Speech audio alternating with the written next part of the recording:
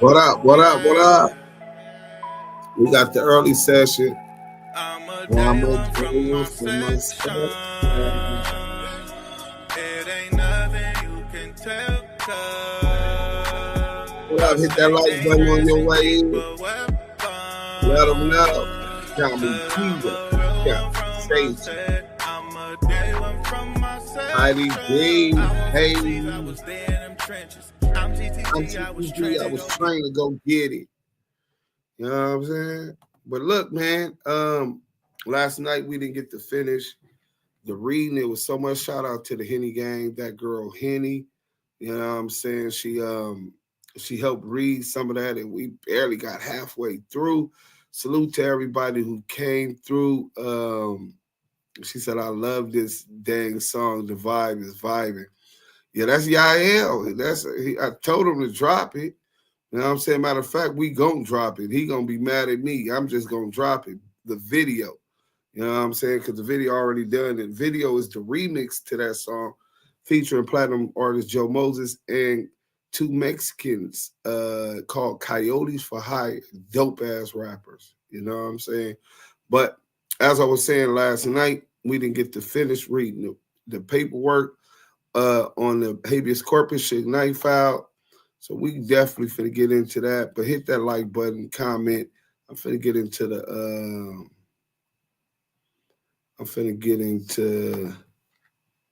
the chat first, you know what I'm saying?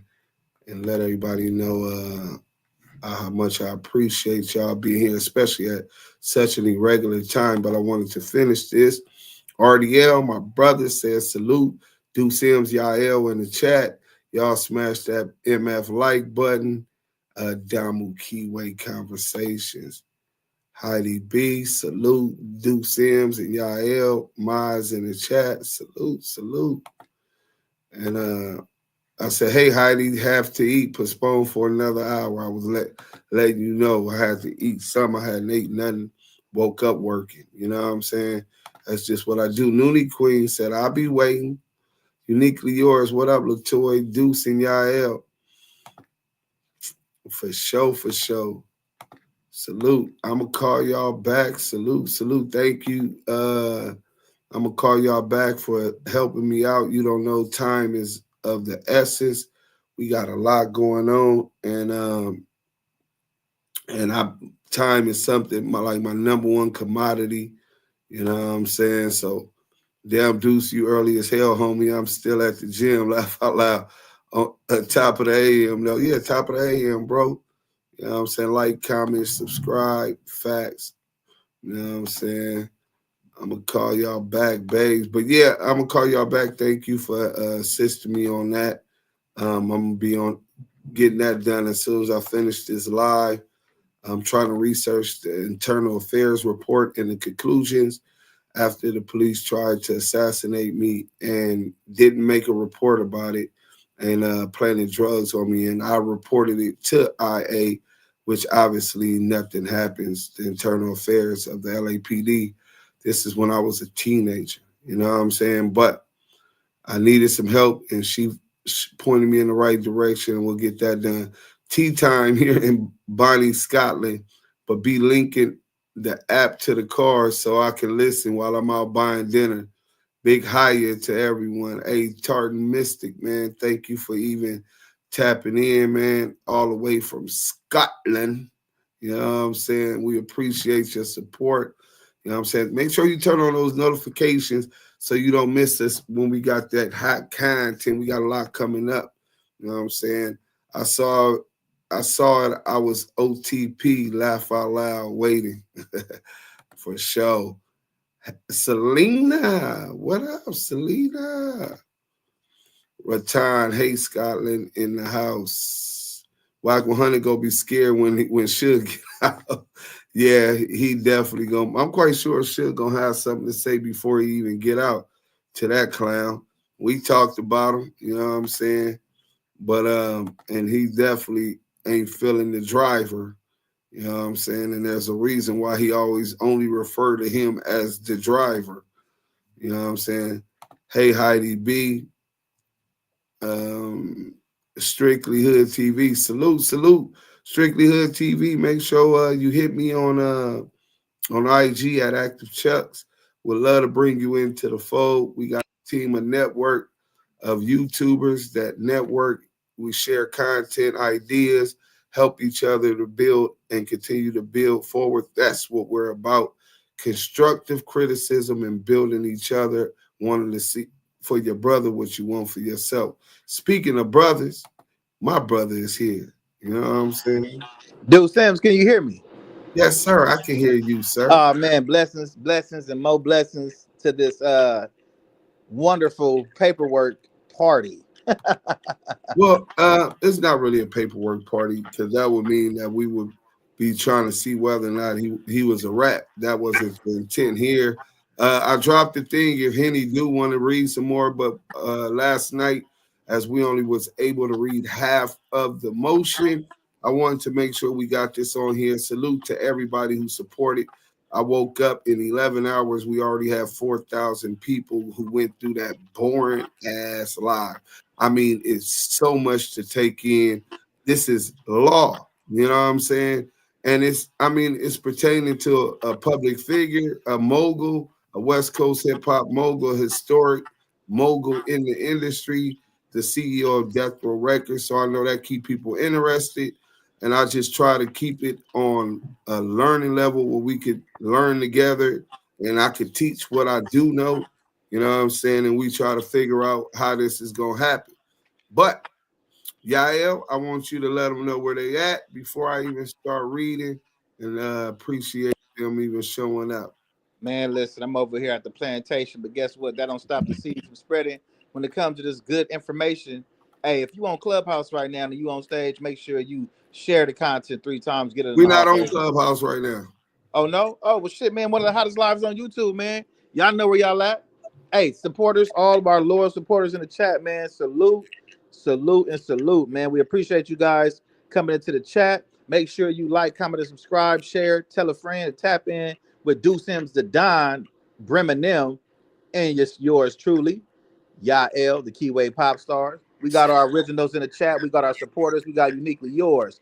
I'ma call you back, Selena.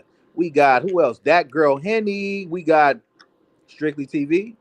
Who that? Tartan Mystic. Who else? Noonie the Queen. We got everybody in there, man. Well, we Hey, got hey, Henny on hey. stage. So you better give her props before you be packed out by the Henny snipers again. You remember they was on your helmet. You know what I'm saying? When you were What's saying the poppin'? Henny girls. Remember he kept saying, and the Henny girls, they were like, we the Henny Oh snipers. no, he was like the Henniettes. Yeah, Oh, the they Henniettes. hated that name. Oh, they hated it.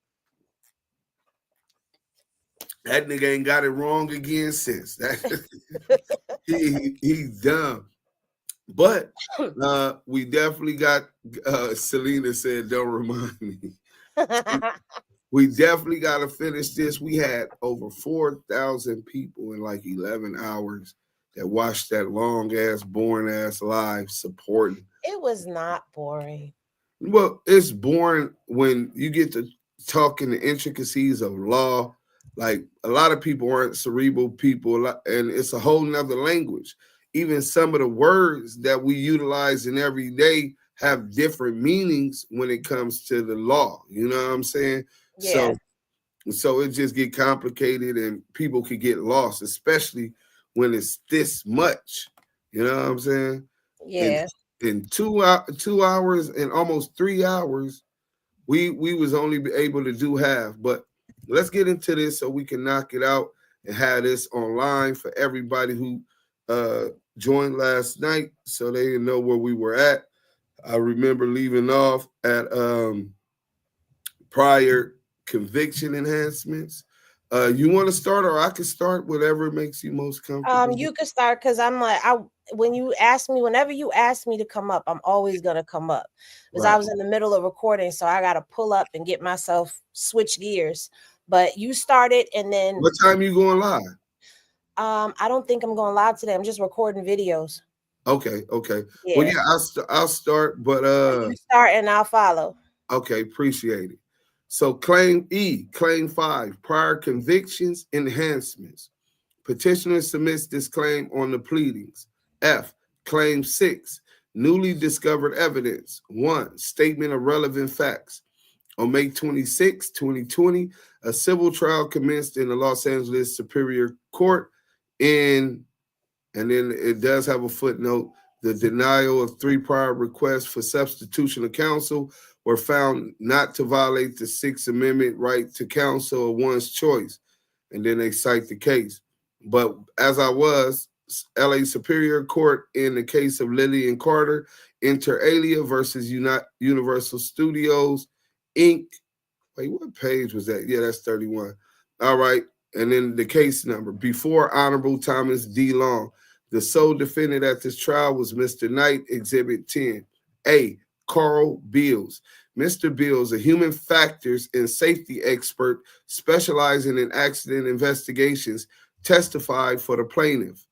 He said that at the time of the incident, there were no conditions that made it difficult for Mr. Knight to see pedestrians, that although there were or may have been some blockage of his vision from the hood of the truck, there were no significant obstructions to the driver's line of the sight. As to Mr. Carter, rest in peace to Mr. Carter, that there were no internal distractions, and the external distractions, i.e. the recent fight, could not account for the incident. I think that's fraud. He's wrong, totally.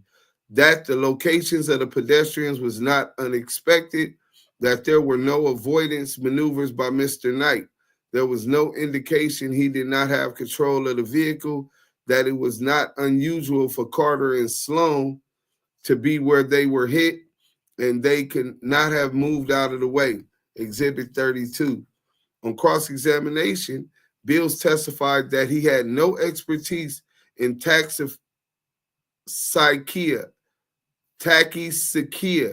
a neurological condition that distorts the perception of time, that the front of Mr. Knight's truck was about 4 feet off the ground, that Carter may have been bent over at the waist when he was struck, that Carter was not clearly on the sidewalk when he was hit, but was partially on the driveway, that he did not know if the truck had a lift kit, which would make the height of the hood higher than 4 feet, that at the point of contact with both men, Mr. Knight was coming up an incline of a driveway, which would make the hood still higher, and the truck's front wheels would have been higher than the back wheels and would have tilted the front of the vehicle upwards.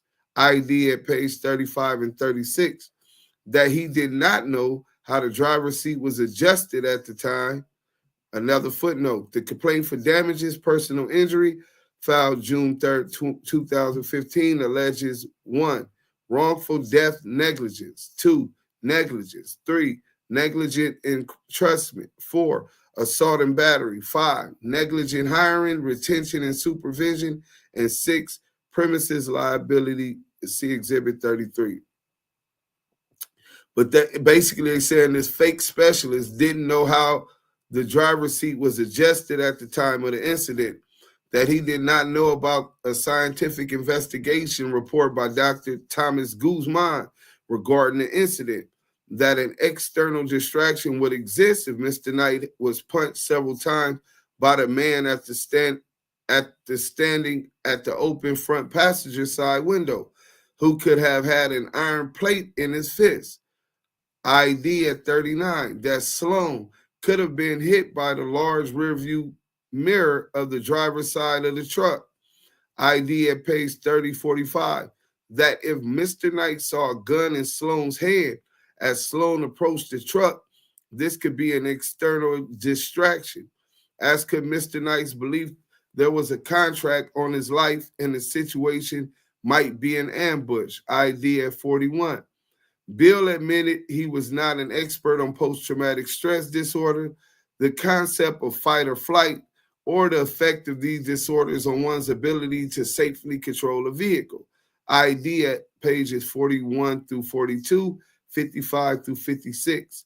Nor did he know whether Mr. Knight suffered from glaucoma, had lost substantial, if not most, of the vision in his left eye, and had reduced vision in his right eye. ID at 50 through 51. Marion Hugh Knight Jr. Mr. Knight testified on June 8, 2022. See Exhibit 34. In 2014, the FBI, regular police, and people in the music industry told him there was a contract out on his life. After learning this, he was ambushed and shot 7 times at the 10 Club in West Hollywood on August 24, 2014. He was hospitalized at Cedars-Sinai Hospital, but checked out after about 3 days because it seemed like anyone could come into his room and he did not feel safe. Mr. Knight was depicted in the movie Straight Outta Compton and was told early on he would be compensated for the use of his name and likeness. ID 10 through 11. On January 29, 2015, he drove his truck, which had a special lift kit and large wheels that made it higher than normal, to base camp to talk to Andre Young, Dr. Dre, or Dre, to let him know that the authorities were saying Dre had paid someone to have him shot. 25, Base Camp was the name of a staging point for the production of a commercial for Straight Outta Compton that was located at 700 North Bullis Road, Compton, California. He didn't see anyone around and decided to drive away. Then he saw Knob, who confirmed that Dre was busy. As he was leaving, 3 guys ran over to him and said, Cube. Ice Cube wanted to make sure he came to his trailer because he had been trying to catch up with him to take care of him. ID at 12 through 13. A sergeant pulled up and said he had been called to find out what was on Suge's mind. ID at 13 through 14. At this point, Clee Sloan Bone came over to his truck. They had a conversation, but when Mr. Knight referred to Bone's white Rolls Royce, Bone seemed to take it as a sign of disrespect, and they exchanged words. Mr. Knight left base camp over 15 or 20 minutes. Soon after, he got a call from Terry Carter, who told him Dre was going to Knob's house and asked Suge to meet him there. Mr. Knight described Mr. Carter as a smart guy who had his stuff together, could be counted on, and someone he respected. ID at 17 through 19. He and Terry Carter were friends. He had paid Carter's mortgage before, and Carter had 2 of Mr. Knight's cars worth over $200,000. He described Terry Carter's debt as a burden I carry on me like a weight this whole entire time. Mr. Knight drove to Knob's house, which is right by Tamsburger, expecting there would be a conversation about paying him using his name and image in Straight Outta Compton. He saw Carter's gray station wagon parked eastbound on 142nd and pulled beside it facing westbound. ID at 48. At the time, Terry was reaching towards the passenger seat, sort of grabbing something. ID at 43. At the same time, he noticed some guys standing in the road on the curb nearby, and he drove a little bit toward them and stopped. He knew these guys had guns. ID at 20 and 43. These guys tried to engage him in conversation. Then he saw Bone hop over the fence at Tams. ID at 21 and 44. Bone came to the driver's side of his truck, brandishing a gun at him. ID 22 through 23, 49. Mr. Knight was scared and tried to convince Bone he had no reason to kill him. And he also heard people shouting, "Don't kill him," in the car. Bone was swinging at him through the open driver's window. Mr. Knight accelerated to go straight, but Bone was behind him, and Central was blocked off by some guys so that if he went straight, he would run into them. ID at 51. There was also a guy behind him on 140th, which meant that both streets were blocked off. ID 24 and page 26. He made exhibit 24 and 26. He made a left turn towards Tam, but when he saw people heading towards Tam, he stopped, put his wheels back the other way, and drew it through his truck in reverse. Bone again was hitting him through the driver's door, and he tried to get the truck's keys. and there were people on the passenger side trying to get Mr. Knight out of the truck. He put the truck in drive, trying to go straight, but then did not go straight back. Mr. Knight later found out that Bone had thrown it in reverse, ID at 25. Mr. Knight was afraid and everything was happening fast. The only thing he could do is put the truck in drive and go straight. He drove through Tams and out the other side. I bid people were following him when he left Tams until he sped up to get on the freeway. He did not know he had hit anyone until later that day. At the time this happened, Mr. Knight was 100% blind in his left eye, and he could not see to his left when facing forward. To see left, he had to turn his head to the left, ID at 28 and 59. He cannot see to his left when he faces forward, only if he turns his head towards the left. In addition, he was afraid because Bone and others were trying to kill, traumatized by, and still healing from having been shot, had lost 40 pounds and was in pain. Mr. Knight turned himself in on the murder and attempted murder charges in the early morning hours of January 30th, 2015, ID at 29.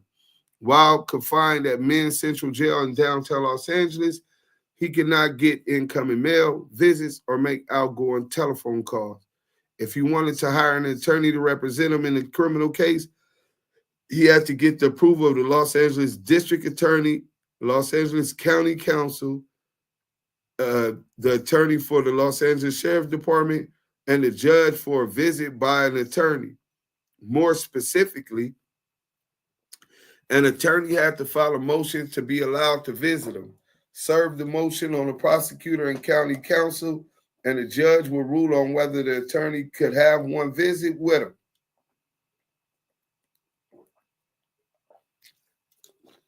He was not allowed to make telephone calls to or write to an attorney regarding representation in this case without the approval of the prosecution, the attorney for the sheriff's department, and the judge. He had the right to hire an attorney, but could not do so because he could not talk to an attorney. As a result, it was almost impossible for him to hire counsel, and even when an attorney was approved for a legal visit, the visits were recorded, so there was no confidentiality. For his first days in court, he hired David Kenner to represent him, but Mr. Kenner was ill, and Mr. Knight did not feel he could put him in through this case. In addition, from day one, when they started to threaten the attorneys, I couldn't put Kenner in that type of situation. Later, when Mr. Kenner was feeling better, he wanted to bring him back on the case, but Kenner could not see me without them recording me. Mr. Kenner asked for an unrecorded attorney-client visit with him, but the judge did not allow it. Exhibit at a visit with an attorney that was recorded and listened to by the prosecution would not have done him any good. He met most of the attorneys who appeared in this case at the jail attorney visiting room. He went to junior high school with Matthew Fletcher and started talking to him when he saw him at the jail. Another attorney he met told him he would get some attorneys who worked with him to come by court and talk to him. Thaddeus Culpepper was just another guy who came to talk to Mr. Knight. He knew Jamal Tucson from when he was a sports act. He tried to hire David Shenfield and Richard Scheinfeld from Las Vegas, but every time they would come to the jail, they would have to sit for hours waiting for him to come to the visitor room, and they never really got a chance to talk.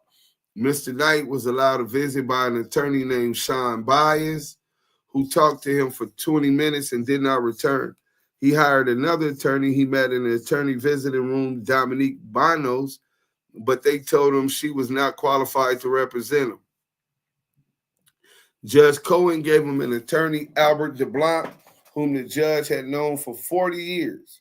So this sounds like a lineup, honestly, right? The judge know this lawyer for 40 years, and he said, well, you can't pay for the attorneys you want, but I got a lawyer for you, right? Mr. Knight saw DeBlanc at the jail twice for a total of 8 to 10 minutes. When trial was scheduled to begin in mid-September 2018, DeBlanc told him he was going to continue the trial so he could learn Mr. Knight's case, but he did not obtain a continuance. Right before trial, DeBlanc told him that he did not get a chance to know the case, that because he did not know the case, Mr. Knight would lose if he went to trial, and that if he lost, he would be sentenced to 100 years to life in prison, and he would die in prison. DeBlanc told him the best thing to do was to take a deal. If he took a deal, his 2 other cases would be dismissed, the murder charge would be reduced to manslaughter, and because of his age and other things, he would get out soon. The sentence would be 11 years, the high term for manslaughter, and if Mr. Knight did not have a prior strike, he would be out shortly. During the entry of his plea, after the judge informed Mr. Knight of the consequences of the strike priors and asked if he admitted the priors, Mr. Knight and DeBlanc had a private conversation. DeBlanc told him he had been doing this for 40 years, that he would go into chambers away from the cameras and get it straight that he would not have a strike and it would be taken care of, no problem. You have my word on that. ID at 3738. DeBlanc said he guaranteed that he could fix it, so he should say yes, agree to the strike. As sentencing, Mr. Knight's 11-year sentence for manslaughter was enhanced by 16 years for priors. He is serving 28 years, a 28-year sentence. At the time this happened, Mr. Knight's mother had died after she suffered a stroke, leaving the jail, where she had been refused a visit with him. Mr. Knight was pretty much down after that. Mr. Knight did not see the discovery in his case, even to file an appeal, because he was told there was a protective order. Marvin Kinsey. So we interviewed Ayatolla Marv, and we talked about this, but I want to break this down. That would be my worst nightmare, to be in jail and to lose my mom. You know what I'm saying? And she came to visit me the day before, not being able to be there to carry her and lay her to rest. You know what I'm saying? That's a tough pill. Yeah, that's a tough pill.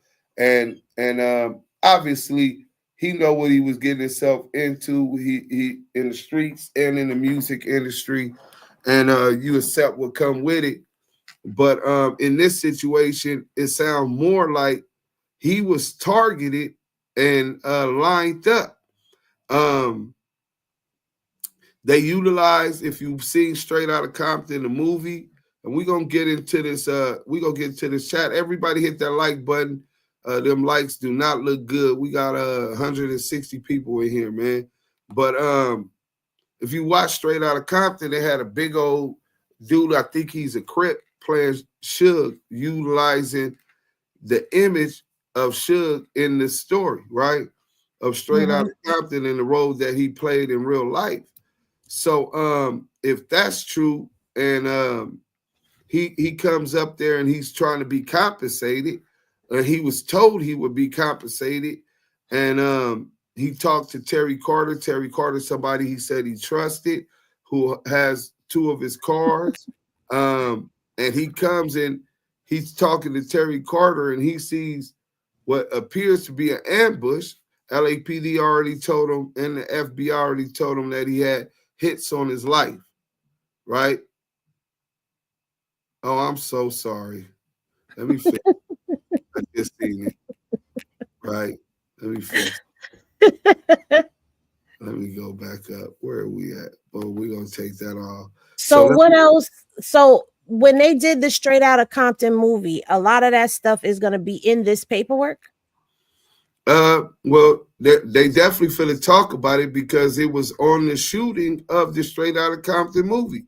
A lot of those dudes, I don't know, like everywhere else, but one good thing about the gang subculture that they have is structure.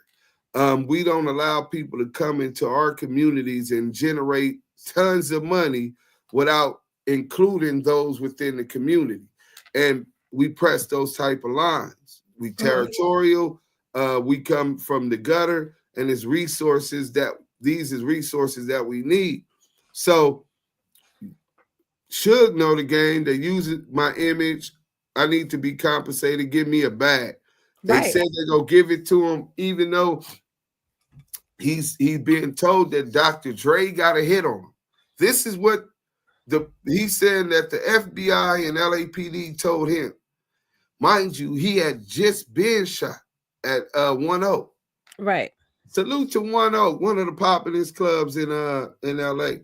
And but he's still going up there, man. I'm going to get my money. If they go, if they go get me, they go get me. But I need this back. You know what I'm saying? And obviously, Cleabone Sloan had an issue. He definitely played a major part in hiring other people for Straight Outta Compton. In fact, one of the dudes he hired for Straight Outta Compton was a dude named D-Dog. And D-Dog was recording Cleabone for, I think, 3 days without him knowing. I'm in the car with you. You done gave me a job, and I'm recording you while you talking on the phone. You could be, go pick up them birds up over there. You know what I'm saying? Oh, yeah, fuck that nigga. That's why the homie whoop-de-whoops killed that nigga. And he's recording for 3 days. Nasty work. Nasty work. I kicked him off my stage on Clubhouse before when he came, right? But but he was hired by Cleabone Sloan, right?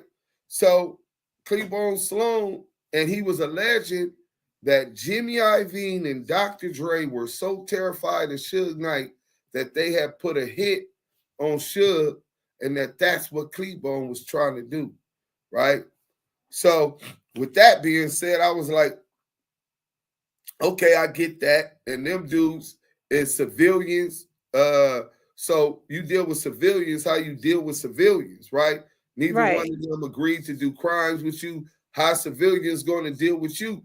So I was thinking about that, but then he started talking about some other murders. I'm like, bro, wait, you recorded this dude for 3 days. He's talking about murders and all of that. What was your intent to do with those things? Oh, I wanted to give it to the district attorney so that I could help Suge. And this, I'm like, man, get up out of here. That don't even sound right. Like, you sound corny. Right. So I got him up out of there. But as said before we get to Ayatolla Marv and his testimony at the civil trial, it appears that Bone definitely had an issue and approached Suge Knight with an issue. It's alleged that Bone, in his paperwork, that Bone brandished and dropped the gun, right? And Suge is trying to get the hell out of there. Right. The streets is blocked off because there's so many people out there. The movie shoot for Straight Outta Compton, and he can't get his way out, but he's being punched. You clearly see that on the He says he sees a gun. It's being alleged that he sees a gun and that he believes someone was trying to unalive him. So 1 + 1 is 2. Right. Remember, his left side is 100% blind. Right.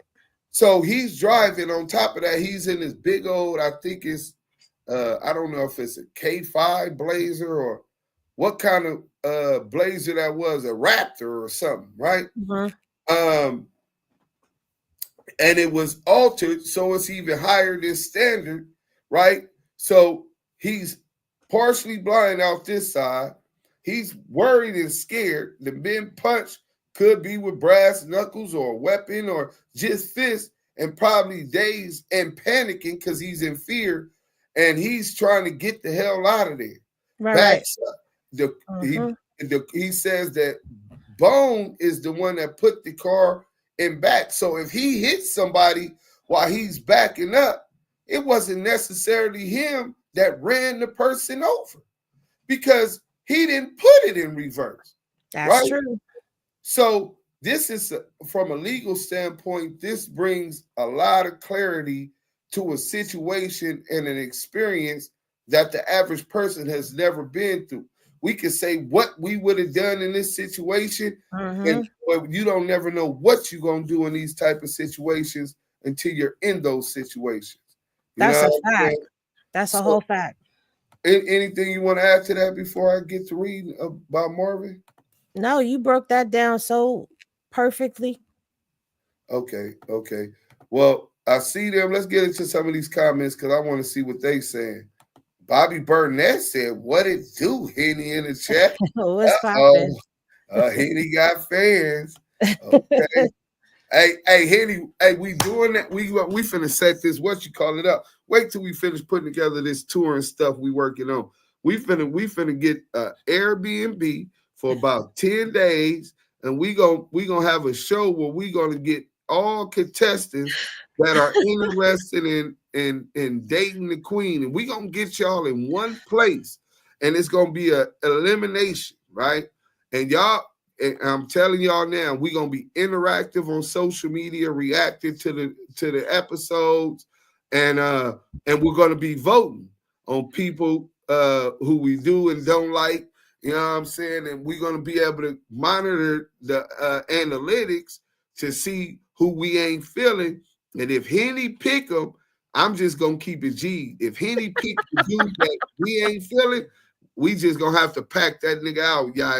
We ain't gonna let him go through that again. You know what I'm saying? We gonna make sure, we gonna make sure that it ain't nobody that's gonna dog Henny. You know what I'm saying, y'all?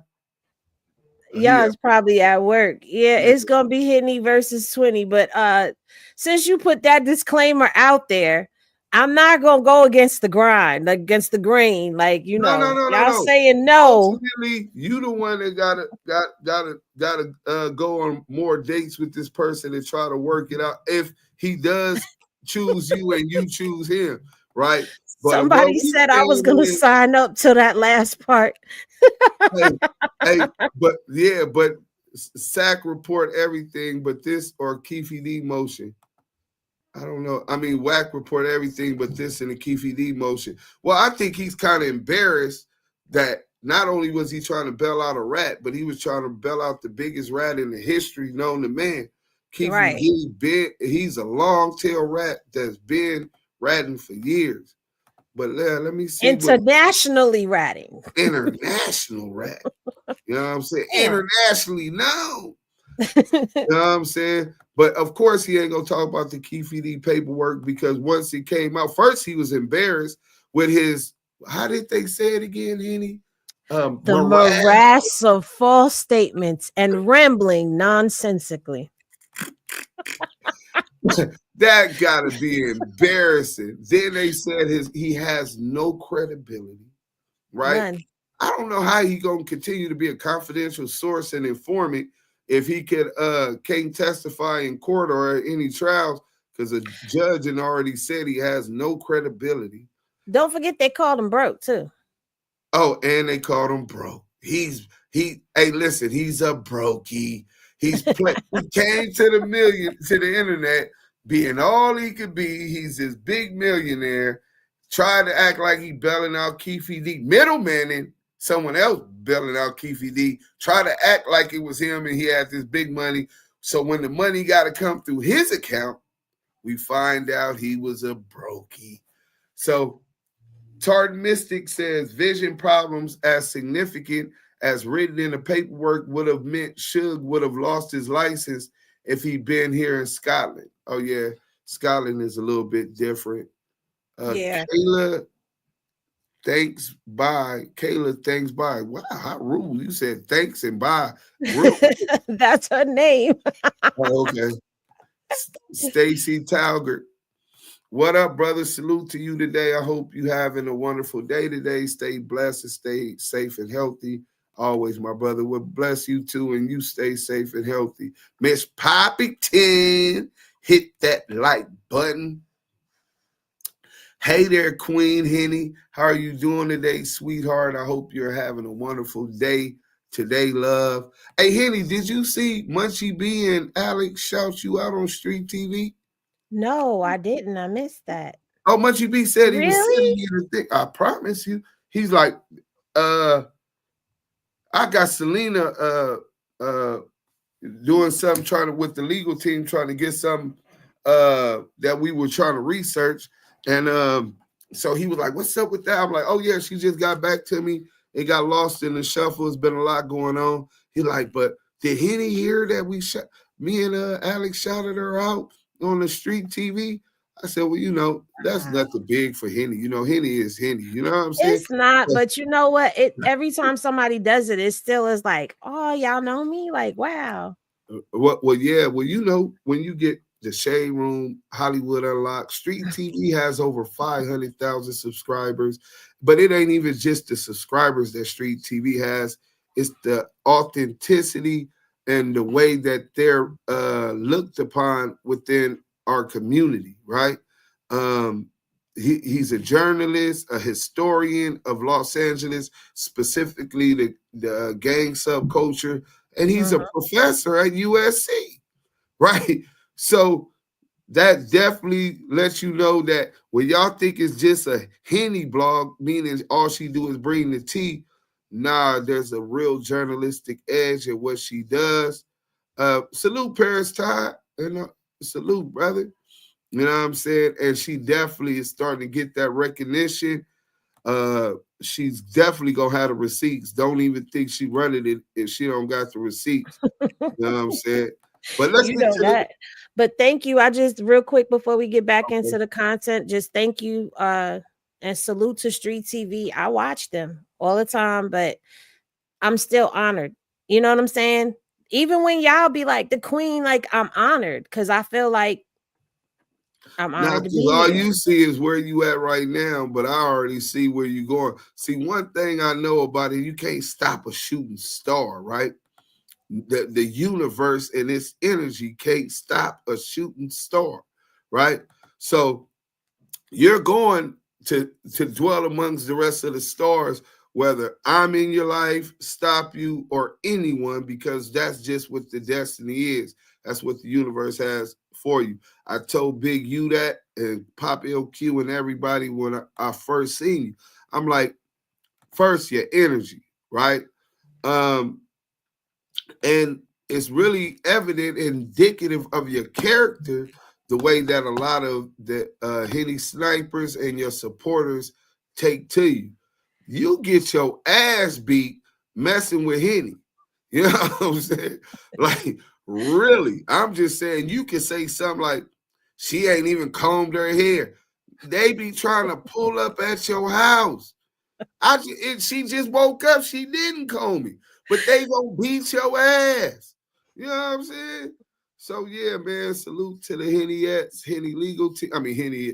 Oh, they gonna get you. The Henniettes and the Henny legal team. Hey, no, I'm not the one butchering the name. He's gonna instigate. Go ahead. Hey, salute to the Henniettes and the Henny legal team. Hey, Heidi B says she gotta be there. Hey, Loom Loke says she belongs to me. Look, they already. Oh hell, here we go. Look, Dopest TV said I was gonna sign up to that last part. Oh man. Leon Loke says sis belongs to him. Oh yeah, it's gonna go up. But I think it'll be good. Hopefully she finds some smoked out TV reaction. Henny is mine, so who want them problems? Whoa! Oh man! Whoa! It's already started. So yeah, we definitely gonna have to do it, and I'm telling you, it'll be like a 2-week vacation, right? All we have to do is make sure her bills and everything is paid up, get her out in LA for 2 weeks, 10 days really for shooting, and already have did a cast to string out dudes. Hey, do you have felonies? Who's picking the dudes though? Is what I need to know. Because I already know you already. He said us. You already told me that you like them rough. So if they ain't got no felonies, I'm an X them off the list. I don't care if he a billionaire. I'm be like, look, bro, she's gonna appreciate you having your bag together and all that, but she gets her own bag.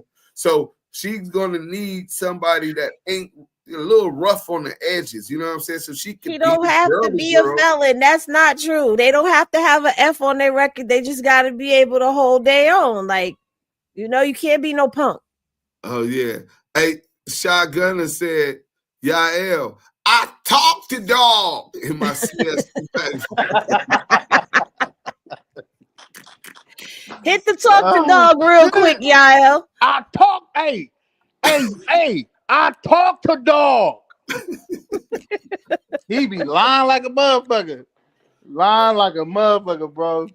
Hey, I talked to dog. Hey, Yael, but what did the brother say though? When he defected, when that brother He said, and I talked to the big dog, and he said, when that brother defected, he put emphasis on defective. right. He was talking to those detectives. Right. He definitely was. But let's get back to the content.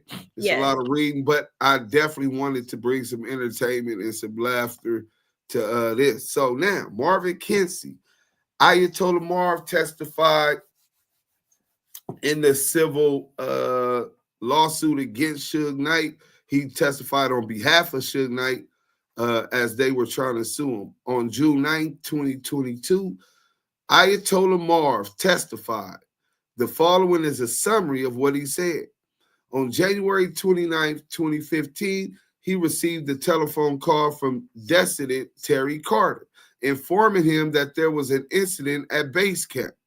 Carter explained that Mr. Knight should call him, said he had been at base camp and spoken to Ice Cube's bodyguard, and that Bone, Plea Sloan, had interrupted this conversation and disrespected him in front of others who were there.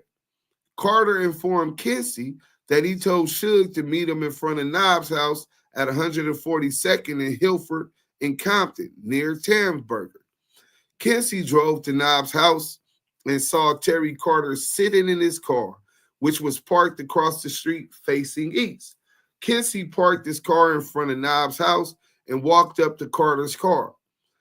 Carter told him that there was an argument between Suge and Bone, that Suge told Bone nothing was going to happen at base camp, but if he saw Bone on the street, they were going to have to do a head up, i.e., have a fight. So Suge is telling them, look, we at base camp, it's business out here. We not finna do no nigga shit, but when I see you in the street, we gonna run that fade, nigga. You know what I'm saying? And Carter said he told Suge to meet them at Knobs' house and that Suge was on his way there. Next, Knob arrived, pulled into his driveway, and walked to Terry's car, where Terry repeated what he had just told Kinsey, which is Ayatollah Marv. As they were talking, Suge's truck turned off permanently and started coming up 142nd Street. Suge put next to Terry's car facing westbound, put his truck in park, and started talking to them about what had happened at base camp. Suge said that he went there to discuss payment with Ice Cube, whose bodyguard told him that they would send him a check. As he was getting ready to leave, Bone came over and disrespected him in front of some Crips. Suge said he told Bone he would not do anything at base camp, but if he saw Bone on the street, he was going to get at him. At this point, Bone jumped over the 2-foot wall at Tams, ran up between them, and hit Suge in the face about 5 times, yelling, "I'm going to kill you," and other profanities. Suge was just trying to get out of the way of Bone's fist, leaning to the side away from Bone, who continued to hit him. Suge put his truck in drive and pulled up into the Tam parking lot driveway. When Suge was in the apron of the parking lot, he stopped and turned around, looking at Bone. Bone ran over to Suge's truck and started jumping up because the car was then at an angle. Bone started hitting him again, but Suge never said a word and leaned away from Bone while Bone kept on saying, "I'll kill you." At this point, there were about 3 or 4 more guys who had gathered by the wall. After Bone hit Suge about 3 times, Suge put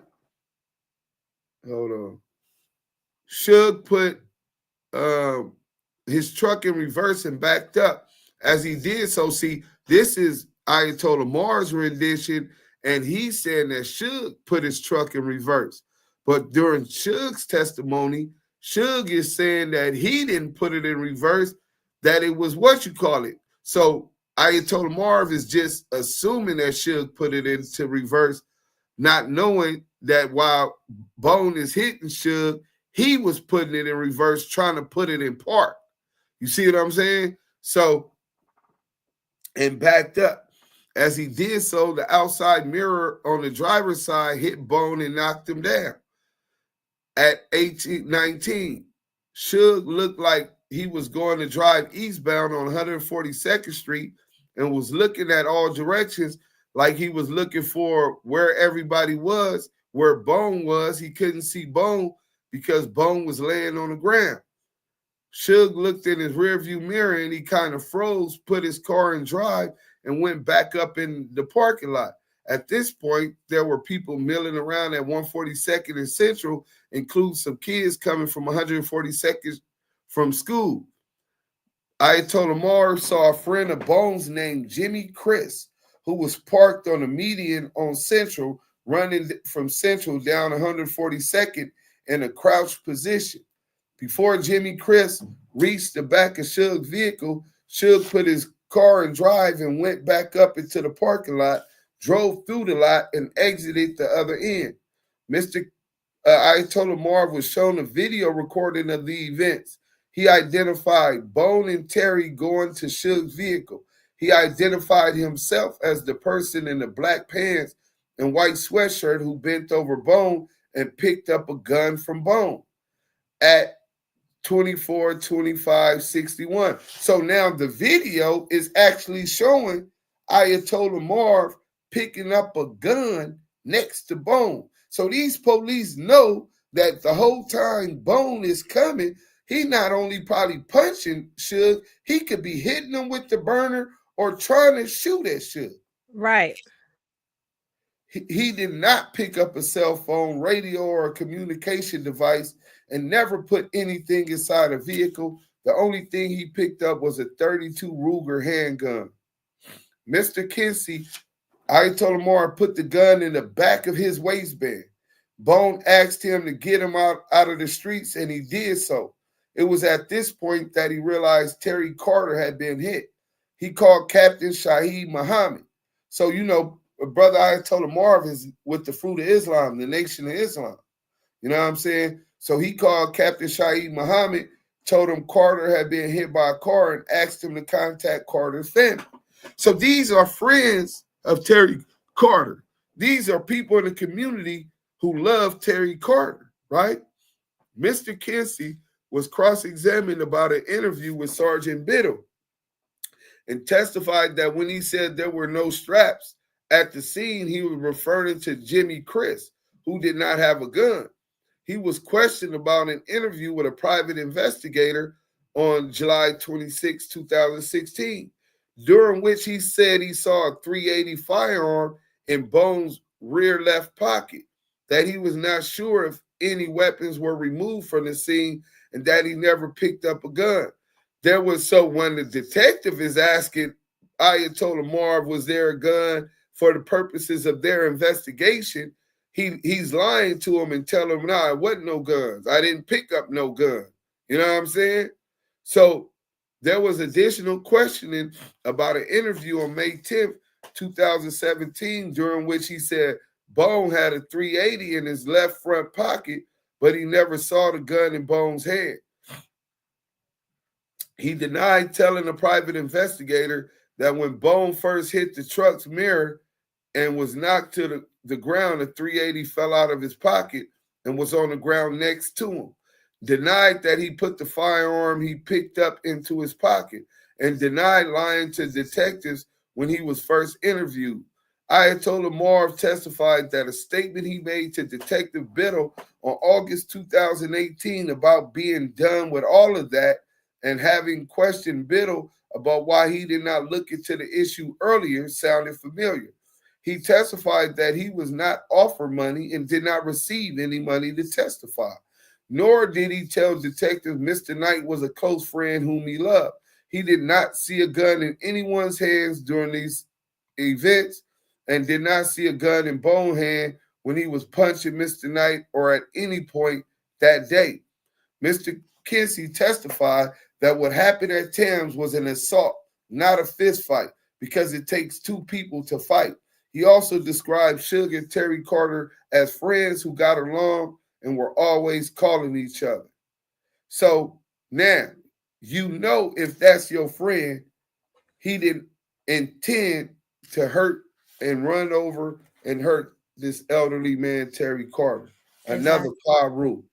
You know what I'm saying? Bone being hit by the rear view mirror when the car back up and he's trying to punch or bust at whatever he's trying to do to Suge, and he getting hit. Shit, he deserved to get hit. You know what I'm saying? You assault me. My mama told me if you getting hurt, beat up and you can't whoop a motherfucker, you find something. Pardon my language. You find something and you pick it up and whoop a ass. You know what I'm saying? Forget what the law is talking about. At this point, I'm fearing for my life. I'm trying to get back home to my family so we can deal with the laws later. You know what I'm saying? And however that comes. But yeah, on June 16, 2022, the jury informed the court that it cannot produce 9 aligned votes on battery and negligence. So that means that it was a mistrial on the civil lawsuit.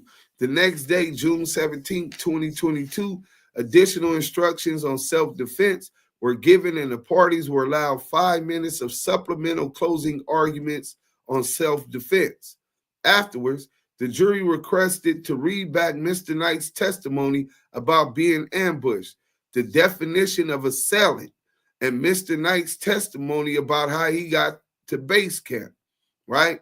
So this is what the jury were interested in after already being in a hung jury. They said, well, go ahead and try to start back from the beginning. We're going to allow 5 minutes of supplemental closing argument by the defense and by the prosecution, right?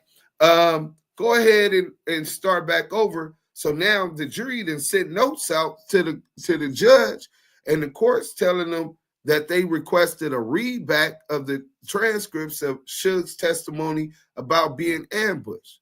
They asked about what is the definition of assailant, and then Mr. Knight's testimony about how he got to base camp.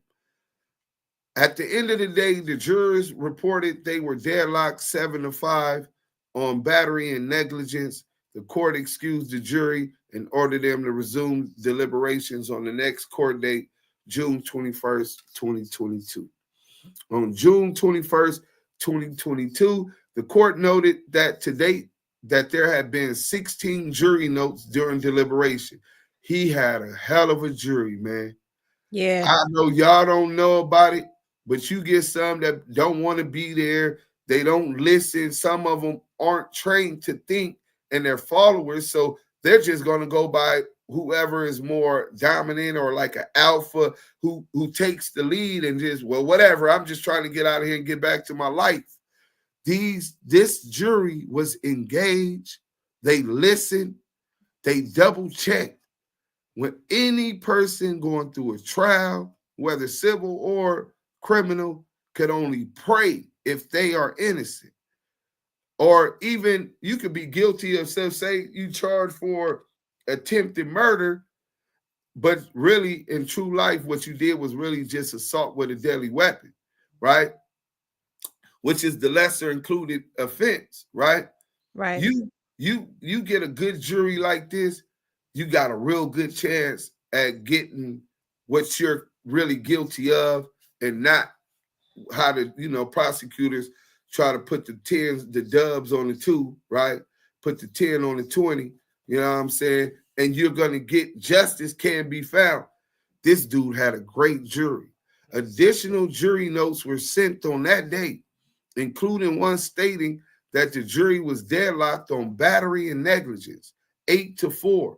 The jurors were ordered to continue deliberation. So now if you Suge and his lawyer, you like, man, fuck that. Call it a mistrial, right? Call it a hung jury. Why you keep sending them back in there? They're tired, right? They've been listening to all what we just heard last night, 2 hours, and this ain't even a 10% of what they have to sit down there and listen to all day. You know what I'm saying? And now they're in deliberation, tired, ready to go home. And the judge is saying, well, y'all go back, y'all ordered to go back in there and continue deliberation. Right? I couldn't imagine. So on June 25th, 2022, the court responded to a 25th note from the jury, Exhibit 40. Later that day, the jury sent this 26th note stating that jurors were deadlocked on battery and negligence 7-5 now. So now it's trending in Suge way. So right. they probably pissed off. No, now, yo, you know what? I think y'all right. I really just wanted to get up out of here. So I went with the 8-4. But now that we had to start back over, now I'm looking at it, it went to 7-5. And now, yeah, man, if we gonna be here, we gonna get it right. They fighting for him, you know what I'm saying? And so now that it's going in Suge way, a mistrial was declared. You know what I'm saying? And then argument, respondent contends that petitioner has not stated a prima facie case that there is newly discovered evidence, and that the newly discovered evidence would not have more than likely than not change the outcome of the trial. In formal response, these arguments lack merit. In urging that the civil trial testimony is not new evidence, respondent, which is the government, cites a TMZ article dated February 11, 2015. TMZ's alleged illegal airing of a video of the homicide with a marker labeled possible gun. Wait, so TMZ was already reporting that was possible gun that fell up out of Cleabone hands or pockets or whatever, his back, the small of his back or whatever. And it seems that the prosecution didn't want that evidence out. They want to hide that from the jurors. Wow. A claim by Matthew Fletcher that Bone had a gun and ambushed Mr. Knight. A TMZ article titled Suge Knight Video of Crash Proves I'm Innocent. And yet another TMZ article titled Suge Knight's Lawyer. Both victims had guns. In formal response, page 45, footnote 52, 46. However, these TMZ articles are not evidence. The content of the articles is not admissible. The reported statements by Fletcher are not admissible. And portion of the video labeled possible gun, which apparently reflects the opinion of someone who worked for TMZ, is not admissible. The testimony, why would it not be admissible if people in the community and even the news media, the crooked news media at that, are believing that they see a gun in there? You want us to unsee what and take away our mind so that you could railroad this man? But not only that, the video that they put up is the same video y'all are looking at. So right, how is it inadmissible? Right, because they don't want to playing in his favor. Right. And they always want that extra edge. So the testimony at the outcome of the trial in Lillian Carter versus Universal Studios is newly discovered evidence that concern the same events at issue in the criminal case. Marvin Kinsey did not testify at the preliminary hearing in the criminal case. The effort by respondent to minimize his admission that he retrieved the gun from Cleabone Sloan after he was run over is unavailing. Bone was the person who jumped over the wall from Tams, ran to Mr. Knight's truck, and repeatedly hit him through an open window on 2 separate occasions. Mr. Knight did not respond in kind to Bone's assaults on his person. Instead, he leaned away from Bone's punches and tried to leave the scene where there were numerous persons in addition to Bone that he believed were armed. The reasonableness of what he did to accomplish that end, as well as his state of mind at the time, were critical facts in determining whether this was a murder, manslaughter, a killing in the honest, but objectively unreasonable belief in the necessity to use force to defend himself against a threat of death or bodily harm, a killing in self-defense, or an accident. Here goes another footnote, number 28. Although these sources do identify investigative leads that could have been pursued, based on the records available to present counsel, there was no effort to do such investigations. Competent defense. So now they're saying that his previous attorneys were incompetent. You know what I'm saying? Which all criminal defendants have a right to effective counsel, and incompetent counsel can never claim to have been effective, right?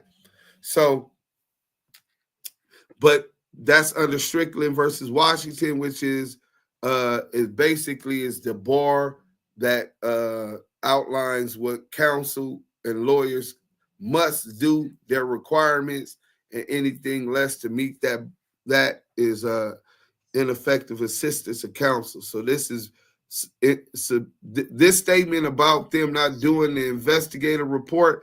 Failure to investigate is a one way that an attorney could be ineffective. You know what I'm saying? They have an obligation by the courts under Strickland versus Washington, U.S. Supreme Court, to investigate all reasonable lines of defense. They don't have to utilize each line of defense. They could pick which one it is. But a failure to even investigate, how do you know whether or not this is the best way to investigate, the best way to bring trial strategy and defend your client if you haven't even investigated where that will lead you, what information can bring to you? So that's incompetence, and that's what they're arguing here in the footnote. This will be addressed more fully in connection with Claim 7, which follows. In Lillian Carter versus Universal Studios, the plaintiff had the burden of proving liability by preponderance of evidence, not beyond a reasonable doubt, as is in a criminal case. I hope y'all understand that. So in a criminal case, and this is crazy as hell, right?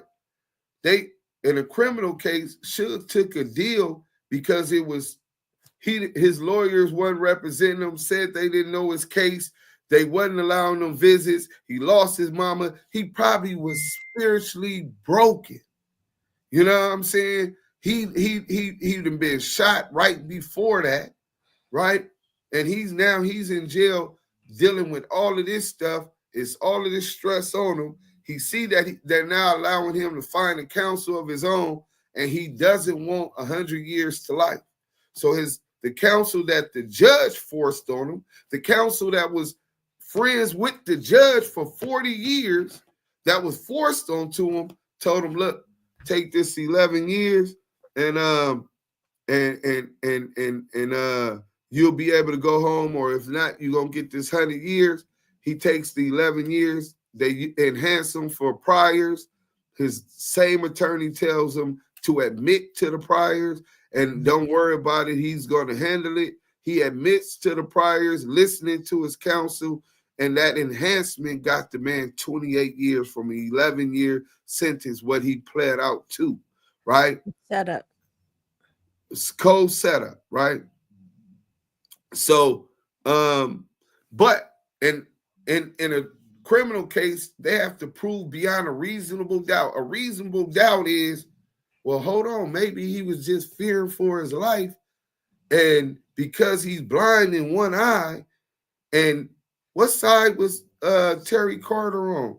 Well, we know Bone was on the left side, so he probably could have even accidentally ran Bone over when the rear view mirror hit him or whatever, right? Right. This is a reasonable thing, so we don't believe he intended. The juror can reasonably say, well, we don't believe he intended to run Bone over. It could have been possibly accidental, so I cannot find him guilty as a reasonable doubt of intentionally doing that, right?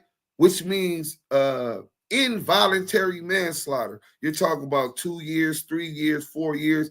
Even if they doubled that up, you're talking about 8 years, 9 years, 10 years, 11 years, as opposed to 28 years. So he still be held accountable, but these are the different things that you have to do. Now, in the civil court, it's easier to get them to come to agreement. It's just preponderance of evidence. That means 51% more likely than the 49% of people that don't believe it. So if you could get, what was it, 7 jurors or nine of the 12 jurors to agree that that they believe like it happened in this case, and they couldn't even do that by the lesser one. So if that jury was in a criminal justice court, essentially Suge couldn't even been convicted on these charges. That's what they're talking about. You know what I'm saying? So in addition, a finding of a liability by only 9 of the 12 jurors was sufficient for a verdict, as opposed to a criminal case which requires a unanimous verdict by all 12 jurors. After lengthy deliberations, the jurors in the civil case were unable to reach a verdict. The civil trial testimony and outcome of that case is plainly new evidence that this court should consider in determining whether Mr. Knight has made a prima facie showing that he is entitled to relief. I'll let you start with the ineffective assistance of counsel. All right, y'all. So we're at G, claim 7, ineffective assistance of counsel. Respondent characterized this claim as rising ineffective assistance of counsel stemming from petitioner's motion to rescue the 2 trial judges dated December 15, 2022. In formal response at page 47. It is urged that the claim lacks merit because it was filed in pro per.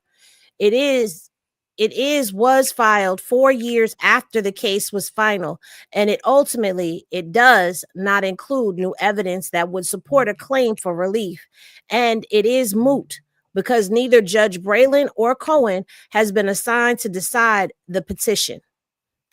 All right, hold on a second. Okay, here we go.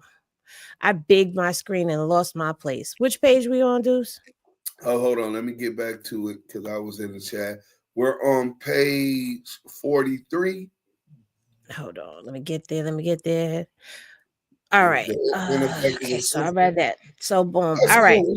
Respondent misunderstands this claim. The petition specifically alleges ineffective assistance of court-appointed counsel. Petition at 9. There was only one court-appointed counsel in the case, Alec DeBlanc. The petition cites Strickland versus Washington, 466 U.S. 66-8, 1984.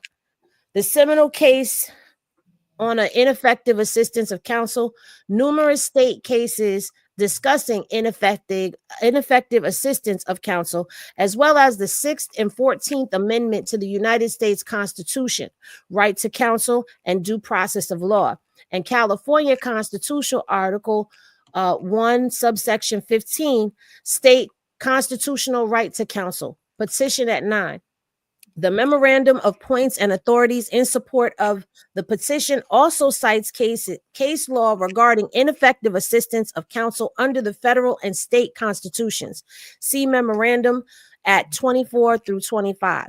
The petition and supporting memorandum contains numerous references to DeBlanc's ineffective assistance. In the context of Claim 3, it is alleged that the trial court appointed public defender forced upon petitioner was ineffective because he did not investigate Mr. Knight's previous plea agreement. Petition at 5. Claim 4 alleges that Albert DeBlanc had only one reference regarding his ability. His friendship with Judge Cohen, that DeBlanc did not perform any duties on behalf of petitioner except to convince him he had no choice but to plead guilty in an unlawful, unwarranted second strike, and that DeBlanc should have excused himself instead of leaving petitioner defenseless in this matter. ID at 64, emphasis omitted. Claim 6 alleges that court-appointed counsel was forced upon him. He was coerced into a plea agreement. ID at 8. Claim 7 alleges Mr. Knight had made a prima facie showing of entitlement to relief because he suffered ineffective assistance of court-appointed counsel over his objection. ID at 9. In Claim 8, petitioner states that he was given no choice by the trial judge and or DeBlanc but to accept a plea bargain / agreement. ID at 10. There is more.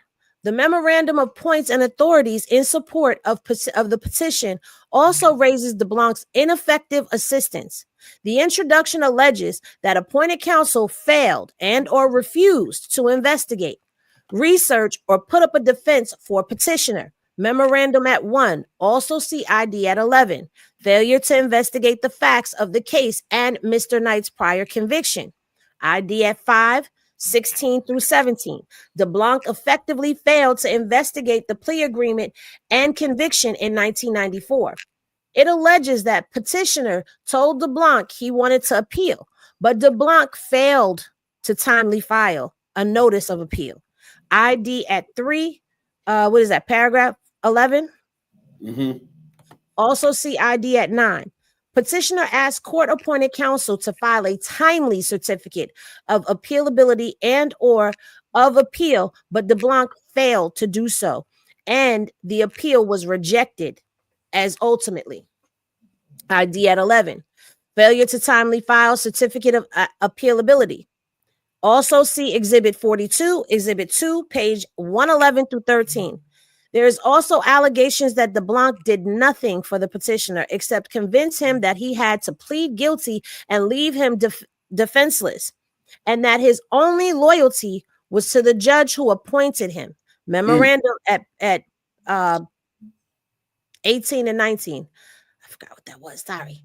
1, failure to investigate. Hold on. Henny, remember when I was talking about Strickland versus Washington being the setting the standard for effective counsel and ineffective counsel, and I was saying that attorney has obligation to investigate all reasonable avenues of defense, right? Mm-hmm. Here it goes right here. That's what they're arguing. I mean, I'm just basically tooting my horn because I've been through this litigation, you know? Well, toot-a-loot-a-loot on then. But go ahead. Apologies. No, toot your horn. All right. So here we are at failure to investigate, discover, and present exculpatory evidence. Ooh, my tongue cooperated just then. Hey, okay. DeBlanc failed to take even the most basic steps to investigate and prepare Mr. Knight's defense. As discussed in Section 5 below, the case file he provided to successors counsel contains no work product, i.e. communication with investigators, experts, his client or defense witnesses, investigators, or expert reports, no notes, no summaries of evidence or witness statements, no research materials, evidence outlines, or memoranda. Okay? He had nothing. He didn't do shit for him. That's crazy. Like, imagine that. Imagine you get a hold to information and it's blank. It's a whole blank folder. There's nothing there. Your life is in this person's hands and they playing with you. Exhibit 54. In sum, there is no evidence he had did any investigation, interviewed his client, or interviewed key witnesses.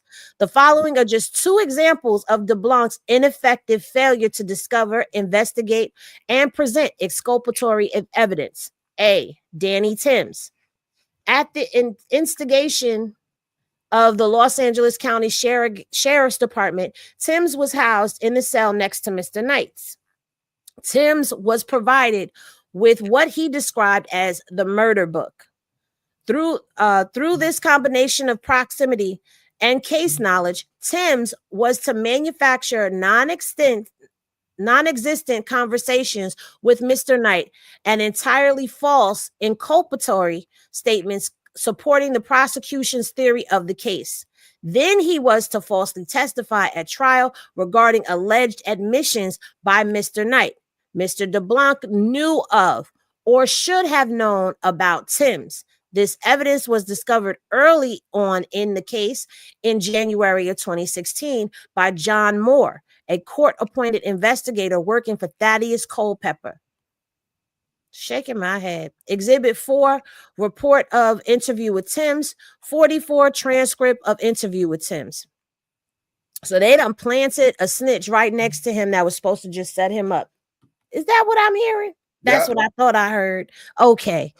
Competent counsel would have investigated, discovered, and presented evidence about Timms. Reasonable investigation would have revealed egregious, there we go, misconduct by prosecution team's members in placing an informant next to Mr. Knight and providing that informant with details about the case, which were subject to a strict protective order preventing the dissemination of case material to all but law enforcement and members of the defense team. Reasonable investigation would have completely undermined Tim's credibility. So the footnote here says, during a September 19, 2018 hearing on pretrial motions, petitioner made a Marsden motion. Remember I said when he should have said Marsden when they was telling him to shut up, he couldn't talk, all of that. That was the motion basically that is notifying the judge, no, it's Marsden, it's pertaining to my right to for counsel, etc.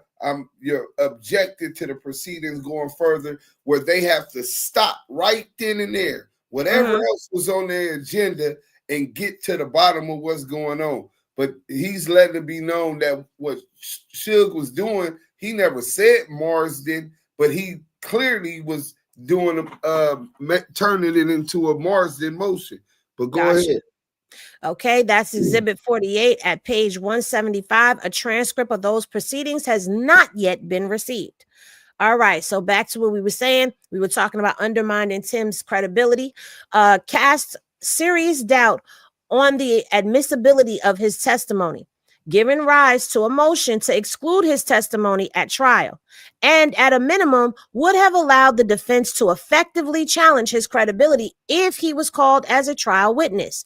Even if the prosecution didn't call Timms at trial, he could have been called by the defense to show that the investigating agency was willing to suborn perjury to convict Mr. Knight and demonstrate that the agency's animus,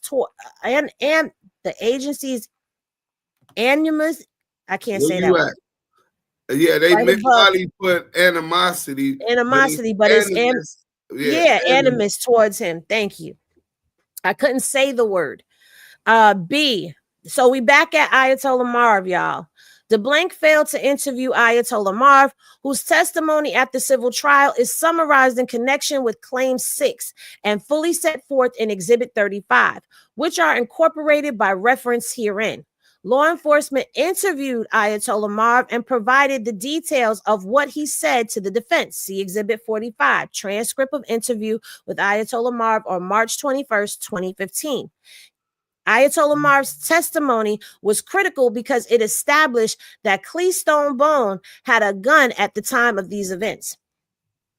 The significance of this fact cannot be understated. Competent counsel would have investigated and presented the testimony of Ayatollah Marv. There could be no tactical reason for DeBlanc's failure to do so. If he had performed competently, he would have discovered this evidence, called Ayatollah Marv at trial, and at least one juror would not have convicted petitioner. He would not have coerced his client into a plea by telling him he would lose. If he lost, he would never get out of prison. Petitioner was prejudiced by his lawyers' failure to investigate, discover, and present testimony from Ayatollah Marv. In the civil case, the jury heard Ayatollah Marv testify and was ultimately deadlocked 7-5 on issues of negligence and battery. The jury's failure to return a non-unanimous verdict in the case where the burden of proof was a preponderance of evidence demonstrated the persuasive nature of his testimony. It is reasonably probable that had DeBlanc been prepared and tried this case, at least one of the trial jurors would not have voted to convict Mr. Knight. See the conclusion. The trial counsel's duty to investigate is well established. C.E.G. Sanders versus Rattel, 9th Circuit, 1994, where trial counsel failed to conduct even the minimal investigation that would have enabled him to come to an informed decision about what defense what defense to offer and whether to call certain witness. Trial counsels failed in this case, evidenced an gargantuan indifference to the interest of his client and clearly prejudiced the case defense ID at 1,444. Damn, that's how. Anyway, under the Sixth Amendment and Article 1, Section 15 of the California Constitution, a defendant in criminal case has a right to the effective assistance of counsel. This right entitles the defendant not to some bar assistance, but bare assistance, but rather to effective assist. Okay, and then they give you cases that they are referencing. So the state differently, and defendant is entitled to the reasonably competent assistance of an attorney acting as his diligent conscientious advocate. The presumption that counsel's conduct is within the wide range of professionally competent assistance does not excuse counsel's failure to investigate and prepare a defense. See Turner versus Duncan. Any presumption that petitioner's counsel exercised reasonable professional judgment is rebutted because counsel's omission in this case were not informed tactical decisions, but decisions that resulted from lack of diligence in preparation, investigation, and conclusion with his client, consultation, with his client. Hold on, Henny, before you even finish this, I just really got to interrupt. If you look at the comment, Shorty Doo-Wop said to y'all, hi to y'all, I hope Henny likes short niggas, Memphis on the check-in. Well, I'm short. Gaining for Henny. I got the shorts for Henny. I mean, I'm a short woman, so I don't know. How short you like him? 5 foot or 4'11"? No, neither. You got to be at least 5'8", 5'9", somewhere. I'm 5'3". What am I gonna do with somebody who my height? Okay, he could be 5'5", 5'6". He might be 5'3" and buff. He can lift that thing up. Oh. Listen, I don't know. I've never dated a short man. Right. So I don't know the answer to that one. Okay, I get it. So we're gonna look for more being of more stature. All right, come on. Pardon the interruption. I just couldn't help myself. Yeah. I bet. Right. Now you done made me come up off my screen. Now I got to go all the way back to where I was. I'm at 47. I'm at 47. All right. Extent, I think you was at to the extent of any of the errors, the last paragraph.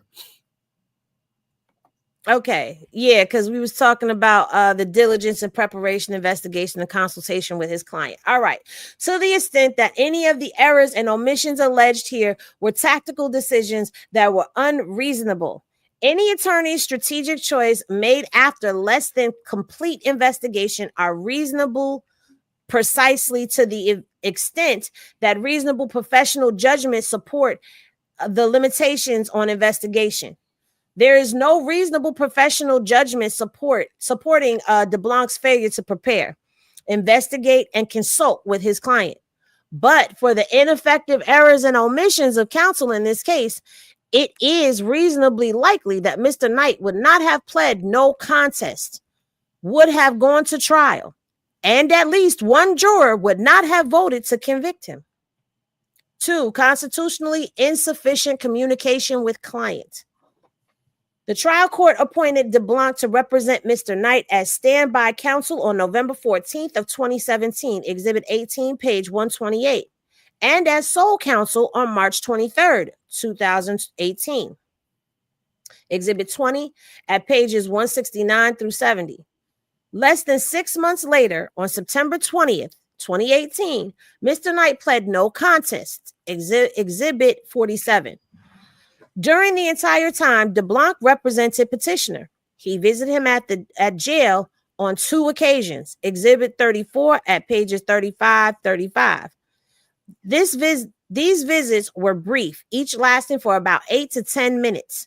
During these 2 visits, there was no discussion of case, no discussion about prosecution's evidence or witnesses, no request that Mr. Knight tell him what happened that day at Tam's, no inquiry as to any witnesses known to Mr. Knight, and no inquiry into Mr. Knight's perspective regarding the prosecution's case. Rather, the visit consisted of pleasantries and ended abruptly by DeBlanc telling Mr. Knight that he needed to see other clients. Pause. You didn't have no conversation with him either at all about nothing. Or you're having pleasantries like you on a visit with your friend. Yeah, but think about it like this. If that's my lawyer, one thing I do know for sure is the people that I know that was there. I know Terry Carter, that was my friend. I know Ayatolla Marv, that was my friend, right? I seen them at the car. They're on the camera. So if you're my attorney, why didn't you ask me, well, who else do you remember that was there that might be a witness to facts that'll be beneficial in putting on your defense? Right. Why? Let me go see what they got to say, and they might say something that be against you, so I don't use them. But if I don't know whether they got something that's going to help you or hurt you until I at least go first talk to them. I never talked to you about who do you remember there? What had happened? The way that I'm going to try to attack this, because in his mind, he already has sold Suge out.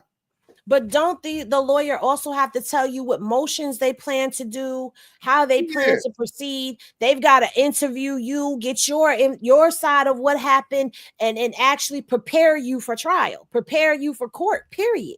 Right. None of that got to go. Suge said that, and I'm quite sure his attorney, his so-called attorney, that's not an attorney, his attorney told him, I'm going to get an extension. This is when the trial finna start. Right. And he's like, oh, okay. So, he's thinking that it's just going to get put off again. And the judge denied the extension. Right. So the judge denies the extension. He told Suge, I'm not prepared for trial. I'm trying to get an extension because I'm not prepared. And the judge said, well, we're not giving no more extensions. We're going to push this. It sounds like good cop, bad cop with me. Remember, this is the same lawyer that's been friends with this judge for 40 years. It's like I was telling people last night. We were talking about something in one of my members chats, and we were talking about lawyers and how they have relationships with other lawyers and judges, and they don't necessarily have to meet in chambers. They don't have to go to the lawyer's office. You know how they make these deals? They go to the golf course. They go to the bar. They go to a steakhouse and have dinner. They invite them over to the house for a barbecue or a get together. And there they discuss things. Or they can donate to their charitable organization. Right. When there's something like this going on, it's definitely quid pro quo between the lawyer and the judge. That's my opinion. Yeah, I'm with you. So petitioner's extremely limited contact with DeBlanc denied him the right to consult with his attorney, to know the evidence against him, and to contribute to his defense.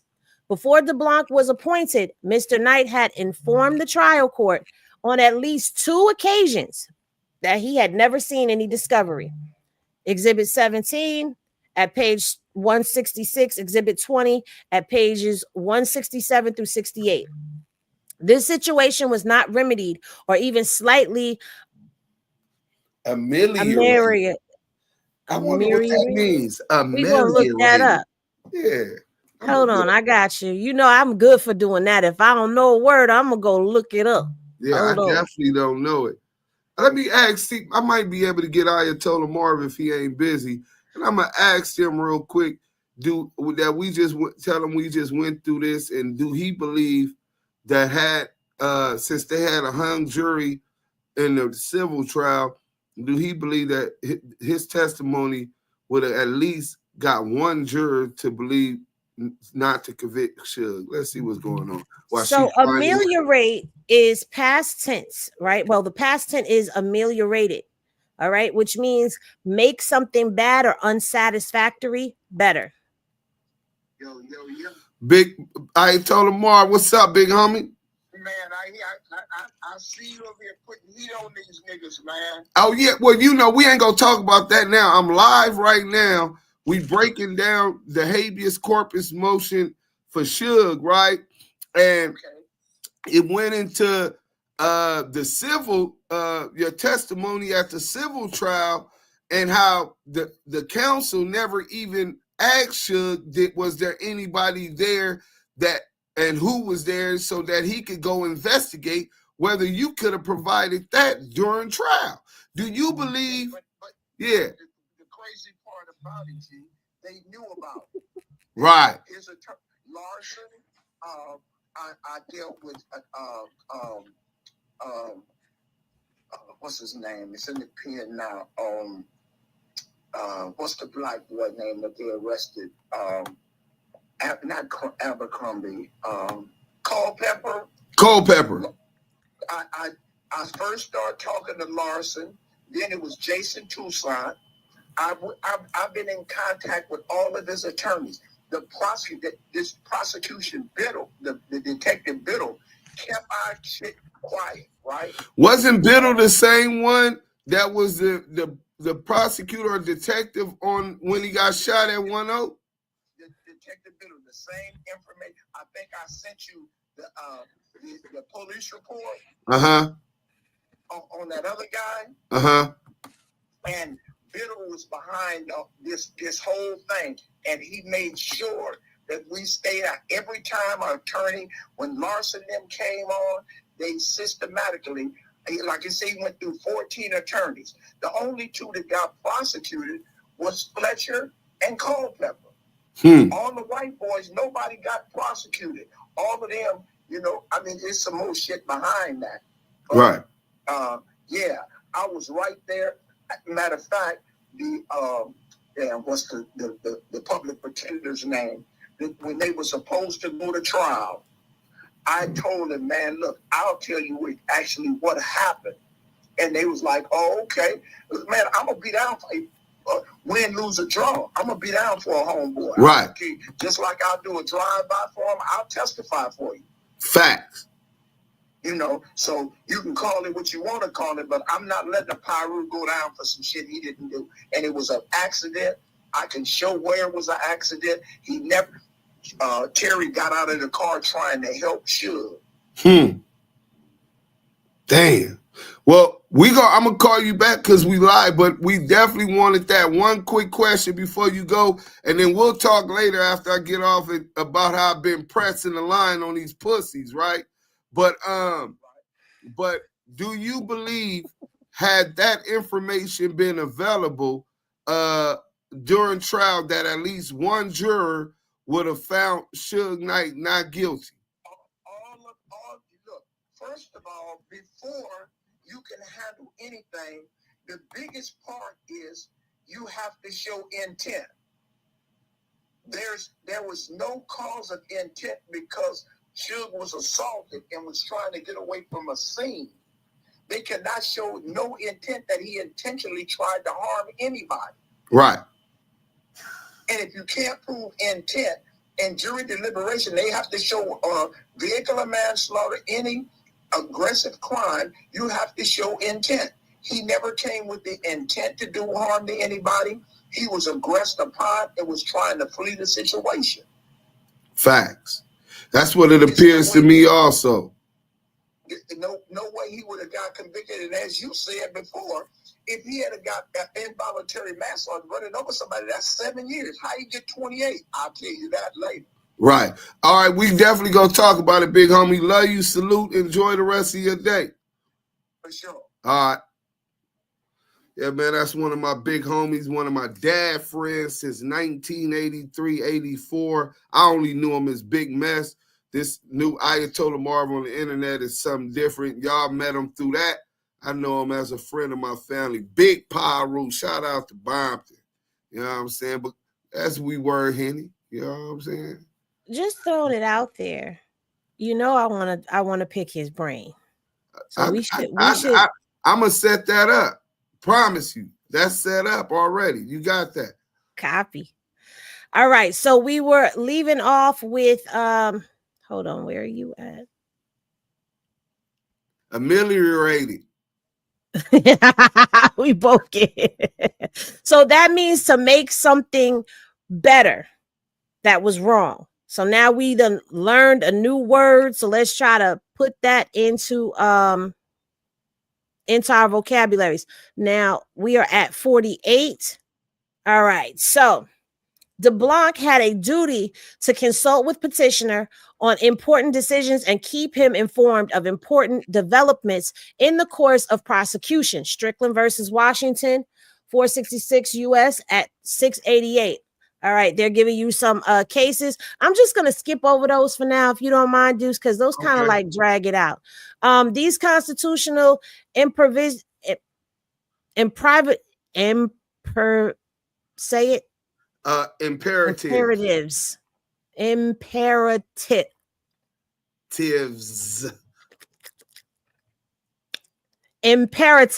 I gotta reset. Right. Got it. Y'all gonna leave me alone about that too. I done told y'all that happened after I had anesthesia. My tongue be all in the way and I feel like I can't say the word. All right, so anyways, we're not met in this case. Given the serious charges, DeBlanc's 2 visits to his client, each for a brief time, failed to comport with reasonable professional norms and practices. Shaking my head. All right, so damn it, every time I move this, hold on, give me a second, y'all.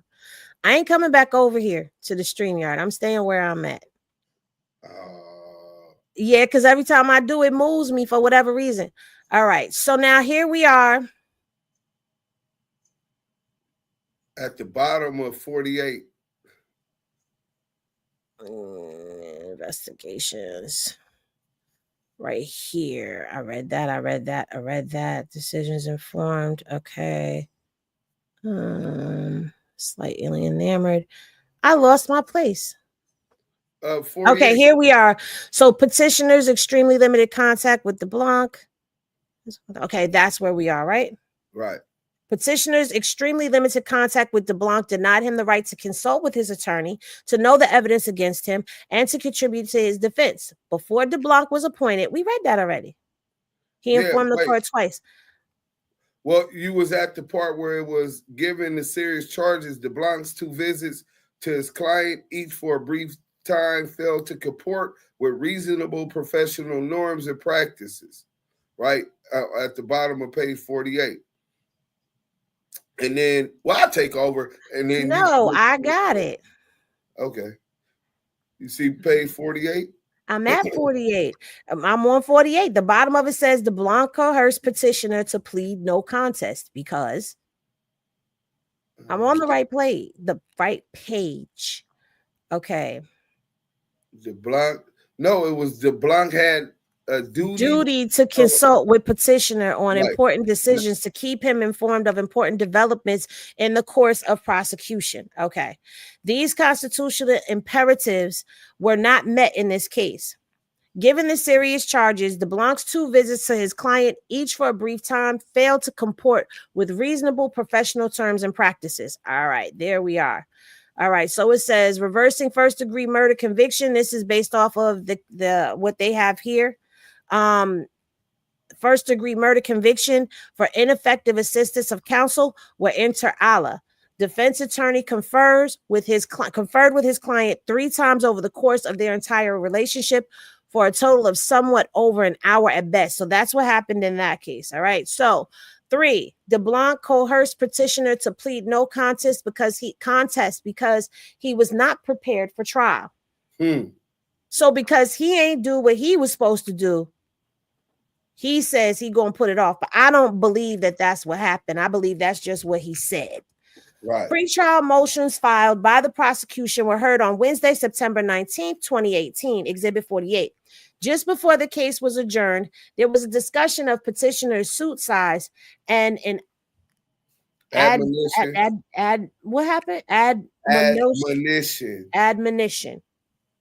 Now that word I didn't know.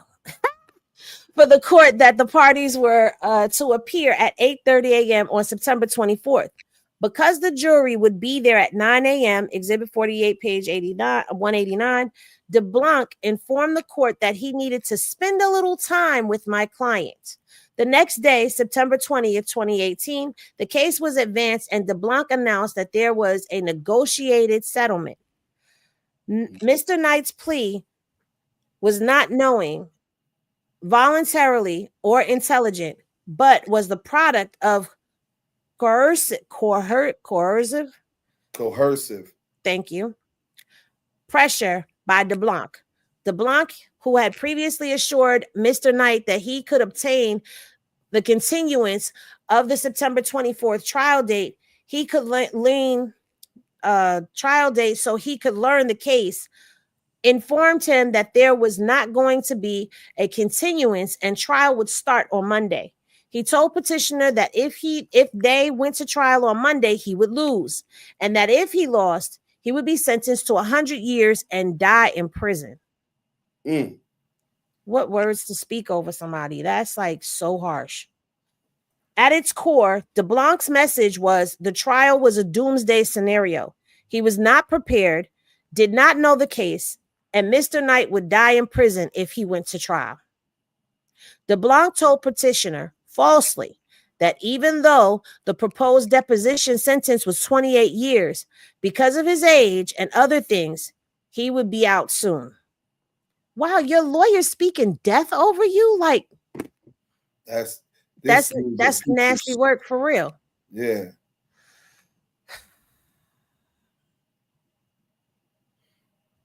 Okay.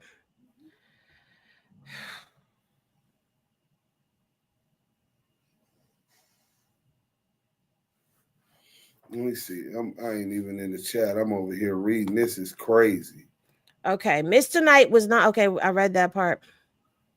DeBlanc's ineffectiveness was not limited to lack of investigation. It was the bottom of page. Yeah, right here. It's right here. I got it. It's line 20. DeBlanc's ineffectiveness was not limited to lack of investigation and preparation. Mr. Knight is blind in one eye and has very reduced vision in the other, making it difficult for him to read. DeBlanc did not read the plea agreement to Mr. Knight, much less explain its terms. Instead, he left the room and had court bailiff, a sworn Los Angeles Sheriff Department officer, just like the investigating officers in the case, read the plea agreement to the petitioner. The bailiff, however, well-meaning, had no legal training. He could not and did not provide any clarification of the terms of the plea. That's like having me read it to him. I don't know these terms. The record does not show that DeBlanc, this is the footnote, the record does not show that DeBlanc filed any pretrial motions on behalf of Mr. Knight. God damn. He didn't even file no pretrial motions. Damn. It gets worse the more we read. You know that, right? Yeah. Okay, so we left off with he could not provide any clarification to the terms of the plea agreement or engage in discussion of the terms. DeBlanc abdicated his duty ensure Mr. Knight abdicated his duty to ensure Mr. Knight understood the terms of the plea agreement, and Mr. Knight entered into an agreement without adequate legal guidance on the specifics or consequences. Mr. Knight's failure to understand the plea agreement, as well as DeBlanc's lack of preparation, were demonstrated during the plea colloquy. The court asked if Mr. Knight admitted to prior convictions, and he responded no. DeBlanc then told the court that the defendant questions that particular prior. Can you run that? I thought I had it, Your Honor. Can you give me the date? The court informed DeBlanc, who appeared to be as unfamiliar with the plea agreement as he was with the facts of the case, that the convictions were on February 28th, 1977 in Los Angeles for assault with a firearm resulted in a 9-year sentence. The court asked petitioner, do you remember that? He said no. DeBlanc then conferred with Mr. Knight in the courtroom for an unknown amount of time. Thereafter, Mr. Knight admitted the prior conviction. According to Mr. Knight, DeBlanc told him that he had been doing this for 40 years, that he would go into chambers away from the cameras and get it straight, that Mr. Knight would not have a strike, that it would be taken care of, and guaranteed that he could fix his priors. This representation was patently false. Failure to file notice of appeal and application for certificate of probable cause. In order to appeal Mr. Knight's judgment of conviction on issues going to the legality of the proceedings, a written statement under penalty of perjury showing reasonable constitutional, jurisdictional, or other grounds for appeal had to be filed in the trial court within 60 days after rendition of judgment, i.e. by December 3rd. That's my birthday. 19. I was about to say my birthday. December 3rd, 2018. Then within 20 days, the trial court was to execute a file of certificate of probable cause to appeal. DeBlanc ineffectively failed to file a notice of appeal until March 13th, 2019. DeBlanc, whom Judge Cohen described as an experienced criminal defense attorney, he knew or should have known the rules for filing an appeal after a plea of no contest. He was required to file a statement of grounds for appeal within 60 days after October 18th, 2018. DeBlanc incompetently failed to timely file the documents necessary to do so. Mr. Knight did not know an appeal had not been timely filed until he received an order from the Court of Appeals dated April 25th, 2019, dismissing the appeal because it was untimely. The letter from petitioner to DeBlanc stating, it has come to my attention that the notice of appeal was not filed by you in a timely manner. That's dated May 22nd, 2019. That's in Exhibit 7. Once the appeal was dismissed, DeBlanc made no effort to remedy his failure to timely file a notice of appeal. Such a filing, a petition for writ of habeas corpus seeking relief from his error. Okay. People versus Barlow. I think all of that is just California. Yeah, that's all case stuff. California imposes on trial counsel a per se duty to consult with defendants about the possibility of an appeal.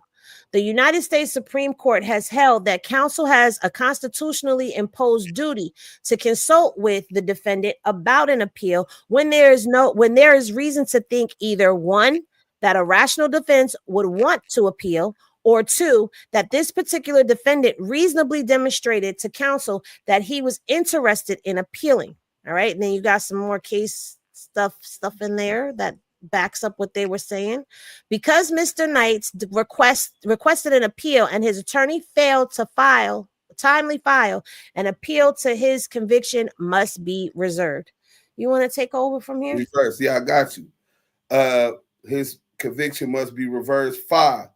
To this day, DeBlanc has failed to provide his complete case file to Mr. Knight and his counsel. So now he has counsel representing him. And not only did he fail to file his appeal and all of that, the new counsels tell him, hey, bro, you still got to turn that file over. He got representation. I'm finna file a habeas corpus petition. You need to help me get this going because you done fucked up this dude's rights, right?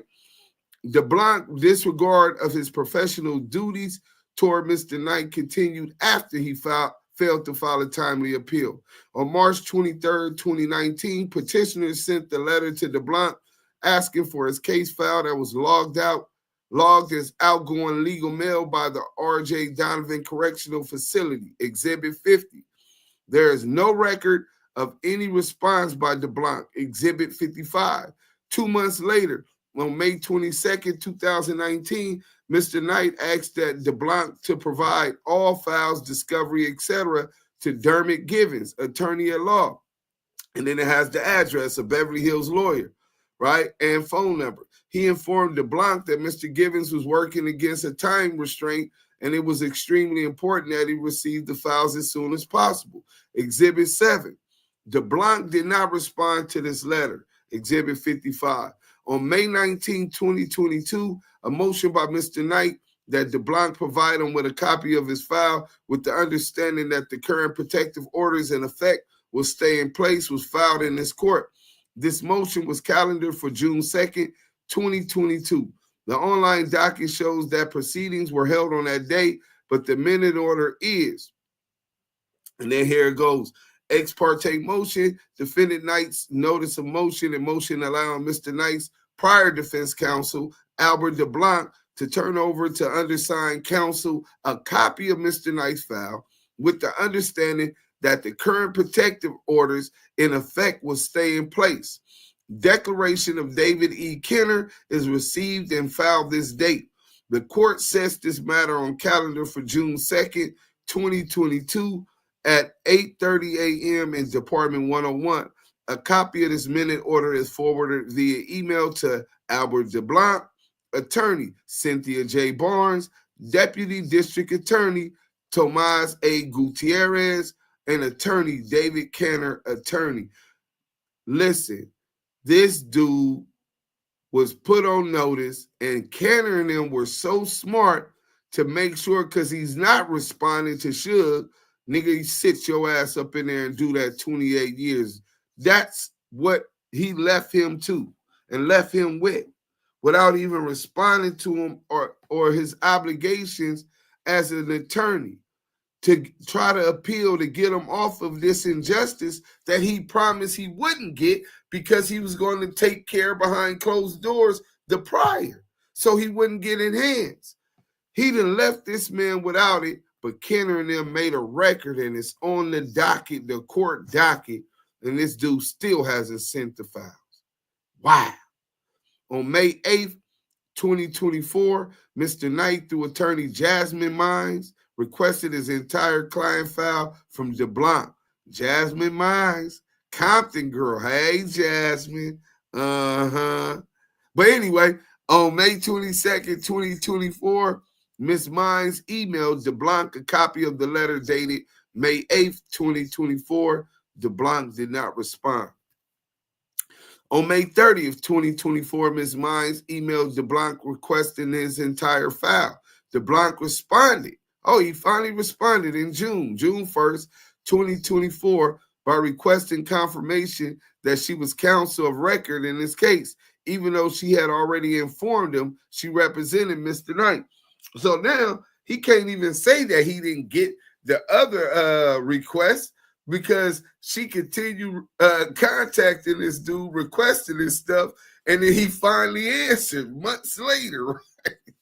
So this was a good address and email and everything else, right?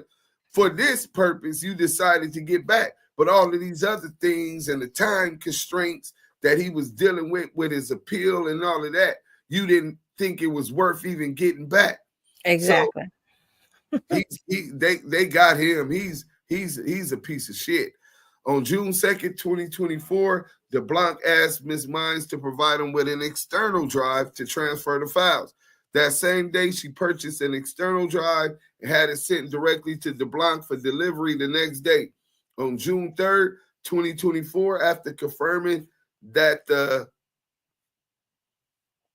external drive had been delivered, Ms. Mines emailed DeBlanc asking when the external drive would be ready for pickup. His response was to ask for her telephone number. Let's get into this footnotes. This letter defined complete file as follows: pleadings and court filings, all complaints, indictments, and other charging documents, copies of all motions, briefs, memoranda, and other court filings, orders, judgments, and opinions issued by the court, transcripts of all court proceedings, including hearings and sentencing, if applicable for the duration of your representation, correspondence, all correspondence between your office and myself, including letters, emails, and notes from phone conversations, correspondence between your letter and the prosecution, court officials, and other parties related to my case, letters and communications with any investigators, experts, or witnesses involved in my defense, discovery, copies of all discovery materials received from the prosecution, including police reports, witness statements, and forensic reports, USBs, CDs, etc. I thought that they said the wiretaps, they give them to you on CDs or transcribed wiretaps as paperwork weren't paperwork. I thought they weren't part of discovery. These dudes don't know what the hell they be talking about. That all of that is part of discovery. That's the paperwork. So all discovery materials provided to the prosecution, any notes or analyses related to discovery materials, investigative materials, reports and notes from any private investigators or experts hired on my behalf, if any, evidence collected, including photographs, videos, and physical evidence, summaries or transcripts of witness interviews and depositions, legal research and notes, research materials, legal memos and notes prepared in the course of my representation, strategy notes, preparation documents, and outline, any internal communications or notes related to the case strategy and planning, miscellaneous, any other document, notes, or materials that were part of my case file or were created or received during the course of your representation. All right, so now we can get back to this. On June 10th, 2024, Ms. Mines wrote DeBlanc again asking when the drives would be available. How many days have passed now since the first one? Man, 8 days later, this dude talk about, can you call me? DeBlanc did not, I sent you the drive. I spent my money, my resources to get this off of you because you've been holding on to it. You're not responding to us. And this is how unprofessional DeBlanc was. So DeBlanc didn't even respond when she said, when will you have the drive available? This is 8 days later.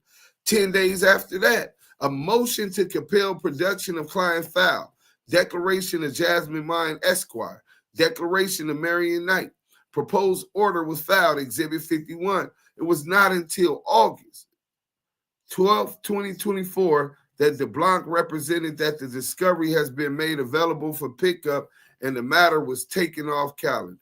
So you talking about from June 8th to August 12th, July, August. So 2 months later, after she done paid to get the hard drive there, when he acted like that was the only holdup, was he needed an external hard drive for all of the stuff to go on there. And in 2 months, he still find a way to waste 2 more months, even though they got court hearings and dates and all of this. The hard drive provided by DeBlanc does not contain the entirety of his file. Then he gives it to her and it doesn't have the entirety of his file. No work product has been provided to successor counsel. There is no correspondence between DeBlanc and petitioner, the prosecution, the court, or other parties relating to this case, nor is there evidence of any communication with investigators, experts, or defense witnesses. There is no investigator or expert work product such as reports, photographs, or witness interviews. There are no summaries of witness statements or the evidence in the case. There are no research materials, legal memos or notes, evidence outline, etc. There are no notes of interviews with petitioner. There is no indication DeBlanc provided reciprocal discovery to the prosecution. There are no transcripts of any proceedings in this case. Exhibit 54. Hold on, I got a question. Go ahead. He sent her a blank external drive that he asked for? No, he sent her like probably just simple stuff like the investigative report from the police. But as far as evidence of investigative work that he might have done on behalf of Suge, evidence and notes of interviews that he might have done with potential witnesses, he didn't send none of that. Any letters that Suge sent him asking for his stuff or whatever, he didn't send her none of that, right? Shake my head. Yeah. Disbar his ass. Disbar him. Yeah, they definitely need to report him to the California bar. All right, so then it goes into law about determination of representation for any reason, right? And then it's all law. 8, counsel errors. This is the 8th argument. Counsel's errors and omissions individually and cumulatively prejudice the petitioner. It was so much that individually, each one of these might not have prejudiced Suge from getting a fair trial and resulted in illegal sentence and or conviction, but all of it together was just too much, and that's what resulted in prejudice prejudice the petitioner. These errors and omissions by counsel individually and cumulatively so infected the proceedings in this case that petitioner's plea of no contest and sentence violates his right to due process guaranteed by the 14th Amendment and his 6th Amendment right to the effective assistance of counsel, Thompson versus Calderon. But for these errors, petitioner would not have pled no contest and would not have been sentenced to 28 years in prison. Competent counsel would have investigated the prosecution's case, identified and presented defense witnesses, including experts, taking the case to trial, and as evidenced by what happened in the civil trial, petitioner would not have been convicted. 9, conclusion. The allegations in the petition and supporting memorandum allege that DeBlanc did not provide constitutionally effective representation to the petitioner, C-34, and then they go into Strickland versus Washington. Respondent has not addressed these claims. Petitioner contends that a prima facie case has therefore been established. This court should grant petitioner the relief he seeks as to this claim, or in the alternative, order an evidentiary hearing. H, Claim 8, California AB 1618. Petitioner submits this claim on the pleadings. Claim 9, the recusal of Judges Branlin and Cohen. The argument that Judges Branlin and Cohen should be disqualified from deciding this habeas petition is moot because neither Judge Branlin nor Judge Cohen has been assigned to hear this case.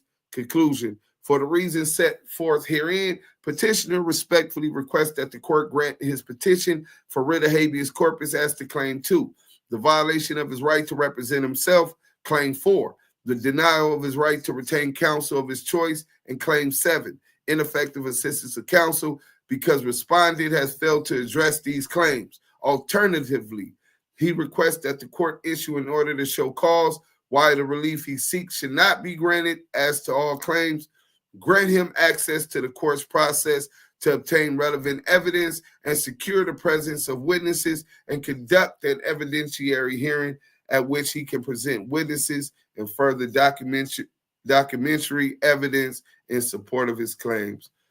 Dated January 5th, 2025, respectfully submitted, David E. Kenner, Marsha A. Morrissey, attorneys for Marion Hugh Knight, also known as Suge Knight, also known as Sugar Bear. And that right there concludes the reading of the motion for habeas corpus petition and how they railroaded Suge Knight and so many brothers incarcerated today that were railroaded, that don't have the voice or statue in the community and in the media, entertainment world that Suge has. If Suge wasn't as big as he was, he would have just been another nigga that got railroaded by the system. Let's speak on all of that now. You know, like you said, there are people who go before the justice system every single day. And if this type of railroading is going on with Suge, imagine how many people are sitting in jail that were not given proper due process on their cases, or their lawyers just didn't pay attention to them because of whatever reason. And let me tell you something, those court-appointed lawyers, you definitely never want to really trust them. I mean, some of them, very rarely, some of them will do their job. I had a situation with my son when he was younger. He had a court-appointed lawyer, and I did the work for him and made him. You need to call this witness. You need to do this. And, you know, I had my dad helping me, but I had to do the work for him. But imagine if we had a system that actually did what it was supposed to do. Imagine how many men are actually sitting in a cell right now thinking they had motions filed, they had things done on their behalf, and then they discover that they didn't, and they don't have the money. They don't come from being able to get another lawyer to come look at their case. This is nasty work. This was sad to see. This felt like a personal vendetta, and I feel like all parties involved in this need to suffer the consequences of their actions. From Biddle to Cohen to DeBlanc, all of them. Yeah. Yeah, you with us? Yeah, man, just to follow up and from the whole reading of this, man, it's just some setups to lies to, putting innocent people in jail. It's nasty work all over, man. And the fact that Suge Knight is sitting in jail because of his lawyer not giving a fair due process, on top of, just mishandling him, bro. At the end of the day, he's a human, and you put your life in the hands of these lawyers and these DAs and the justice system, and goodness, man, it just brings me back to, my friend and everybody who's going through this, man. Freddie Sanders, Suge Knight, anybody that's going through this, man, is unacceptable, and we need to do better. That's why I vow to use my platform to help individuals like this. You know what I'm saying? So whatever we can do to help, this is what we're doing. And the thing, after reading this paperwork, a lot of people were under the assumption of what was put out there, right? That, oh, he ran some dude over with a car. That's not what happened. That was an accident. So it's like this clears a lot of things up for a lot of people. And to know that this man lost his parents, like that right there for me is the most heartbreaking and gut-wrenching. His mom just tried to go see him and was denied, and then passes away. And I don't know if they even allowed him. Did they allow him to go to the funeral? I don't know if they said or not. No. So you don't even get to see your mom go to her final resting place. Like, you just denied and stripped of all human rights. That's what we're seeing. Is somebody stripped of all basic human rights, even though once you're incarcerated, they say you have no human rights. You have no rights in there. You're still a human being. And that's just disgusting to me. Yeah. Yeah, it's definitely disgusting. But one thing that's obvious to me is that Suge Knight got a lot of powerful enemies, right? And when I say powerful enemies, you're talking about Jimmy Iovine, who is one of the most powerfulest people in the music industry and partial owner and founder of Beats by Dre, right? You're talking about billionaires. Then you got Dr. Dre, obviously, right? Who they're saying is the one that's supposed to hire Bone to do this to Suge, right? So all of this starts not at the behest of Suge, right? But at the behest of these powerful people. And we're going to be really getting into the Rampart scandal. We're going to really be getting into the hip hop cops to show how these dirty law enforcement agencies, DEA, FBI, we know about COINTELPRO, but how many of y'all know about the Black Desk? Google COINTELPRO and the Black Desk, right? Which is primarily targets and focuses on our melanated people, melanated peoples in the inner cities, in their communities, right? Their leadership. Knock off the head, the body falls. It's preordained and destined by the laws of this land and their agenda to make sure that you don't have fathers in these households, right? You don't have strength and balance in these households to raise that next generation. So we're definitely going to be exposing all of that corruption and how that trickles over to politics and then the practical application of that corruption in cases specifically just like this one with Suge Knight. We already been live for I don't know how 2 hours. So we gonna go ahead and end this one because I know tonight I'm probably gonna go live again, but we got some business to take care. But to all inmates, we're gonna try to start getting our content on Hip Hop DX, especially when we got breaking and great content. But any inmates incarcerated, and I don't want you brothers that's faking innocent because you just want to go home, you miss your girl. I get it, and I wish y'all do go home.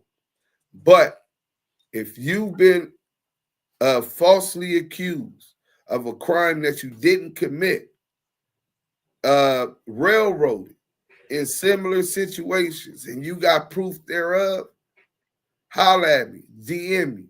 We would love to highlight, not running the whole content on each one, but we would love to highlight your case and that injustice and be that voice out here that you don't have in there.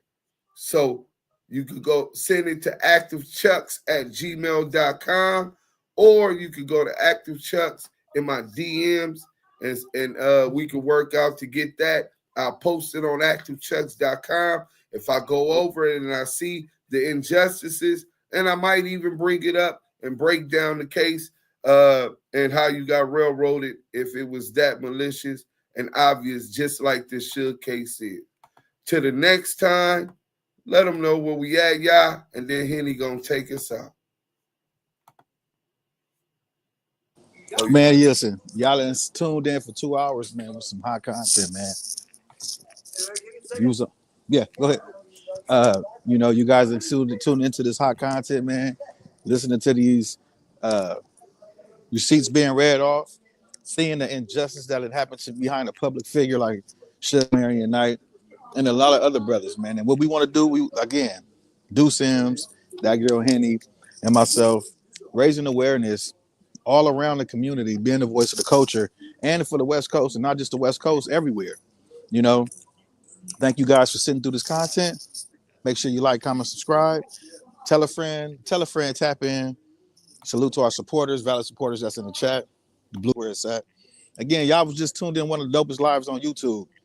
DuseM, Bremen M, that girl Henny, Yael, the Kiwe pop star. This has been Damu Kiwe Conversations. All right, y'all. So it's not nighttime, but don't worry. Y'all, thank y'all for tapping in, tuning in. Be sure y'all smash that like button on the way out and continue to vibe high so that the bullshit don't stick. And we'll see y'all in the next video. Peace, y'all.